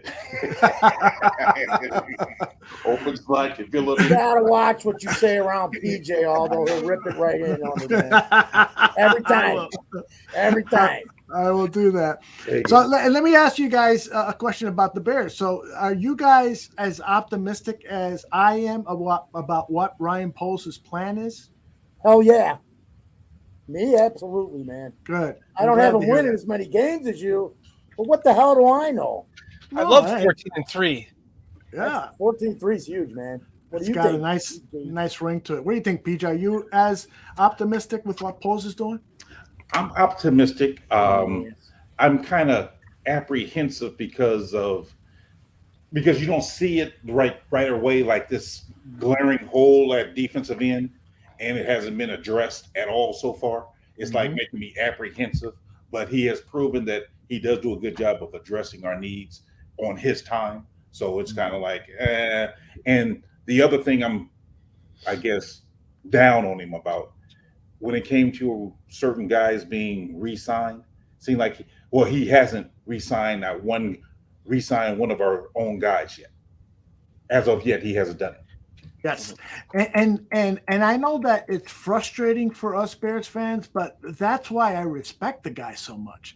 I mean, this guy is really doing a very careful job with the money. And you got to believe that he's got spreadsheets spread out all the way to the 2025 season. How much money am I going to have available when I got to be paying Justin Fields $35-40 million a year? You know, and so he's calculating that. A year, for all he knows. If he's MVP this year, just if you're saying a 14-3 season, he could be an MVP. That could be 50 million plus. Right. Exactly. Not to interrupt you. No, but it's and so he's got to be very careful where he allocates that money. And so I imagine that spreadsheet looks like, all right, for defensive end, we're going to allocate this amount of money each of these years. And so maybe, you know, he's got allocated $15 million for a pass rusher right now, but it's going to be a 1-year contract. And then he's going to bank on in 2024, he'll have a rookie pass rusher, maybe one of the top coming in the draft. They got 2 first-round picks, and then he'll have that rookie salary in there, and it'll help with the expenses. So I really, really appreciate how this guy is running that business. And then you add in Kevin Warren, who is a very accomplished businessman, knows how to build stadiums, has taken the Big Ten to make it's competing now with the SEC in terms of quality football, TV contracts and stuff. That was his doing. So some incredible stuff. Hey, I got the weather girl ready to go. If you give me access, Mr. Shortat, I can share my screen. How do I do that? Do you see the weather girl? Oh yeah. Yeah, play her. There you go. All right. And I'll hit the play button, and that way she can show us some booty. Pull that whoever's running that chat there, pull that off there. All right, so I'm gonna, since you guys don't speak Spanish or read Spanish, I'm going to read this stuff for you to give you the actual weather report. Okay. Nobody gives a fuck. Nobody cares. Look at this. She is gorgeous. It's going to be 12 degrees tomorrow. It's about 120 degrees in my shorts right now and getting warmer. That's awesome. Oh, man. That is awesome. Oh, man. 36, they got something going on over there with that. And those aren't the temperatures either? Fahrenheit, right? I might have to go wake up my wife, man. All right, enough of that. I think that's an excellent way to end this show because, guys, we talked about this. Go too far over, we're going to lose Kitty. We're done. Kitty. Don't want to do that. How long have I been complaining to you? Damn it! Fucking J2K. Also in the countdown. 4 minutes, 3 minutes, 2 minutes left. PJ, wait, I got 3 more questions. Can we make this go over 45 minutes? Well, I'm just saying, you know, next time you say 30 minutes, I got like 6 things I want to ask you. Next time you say I got 3 more questions, it's that. You are out. Hey, man, I want to thank you guys for being great hosts, making me feel so welcomed, and all your compliments, not only you guys, but people in the chat, making me feel really good. I really appreciate that. And I'm here for you guys, whatever you need. I'll just count on me. I'm a text away, a phone call away, whatever away. I'm here for you guys. Okay. Aldo, much appreciated. Thank you very much for all the kind words, and right back at you. I think we've fluffed you up a lot too tonight. Way too much, trust me. Deservedly so. We're gonna make him cry. I'm gonna go to wake up my wife and say, I'm the fucking father. Come on, give it to me. You made me a poster. That's right. He'll be on the next time with a black eye too. Yeah, exactly. Yeah, tomorrow morning I'll be with a black eye with Greg. Greg will be going, what happened? What happened to you last night? If you ever need me on your show, I'm willing. All right, PJ. I'm gonna hold you to that. Absolutely. All right, man. You too, Foster. You should hop over there. You know me, man. Have all 3 of you guys. Have the BCP guys you could do a whole show. Dan and Aldo. Absolutely. I would love that. Dan and Aldo, fuck with the BCP boy. I don't know. I could do a lot of shit. Right? All right, count on that. We'll make it happen real soon. Cool. Well, Aldo, thank you very much for joining us. It's been a great show. PJ Foster, as always. And we want to end the show on a typical 1, 2, 3 Bears. Let's do it. Yeah. 1, 2, 3. Bears. Bears.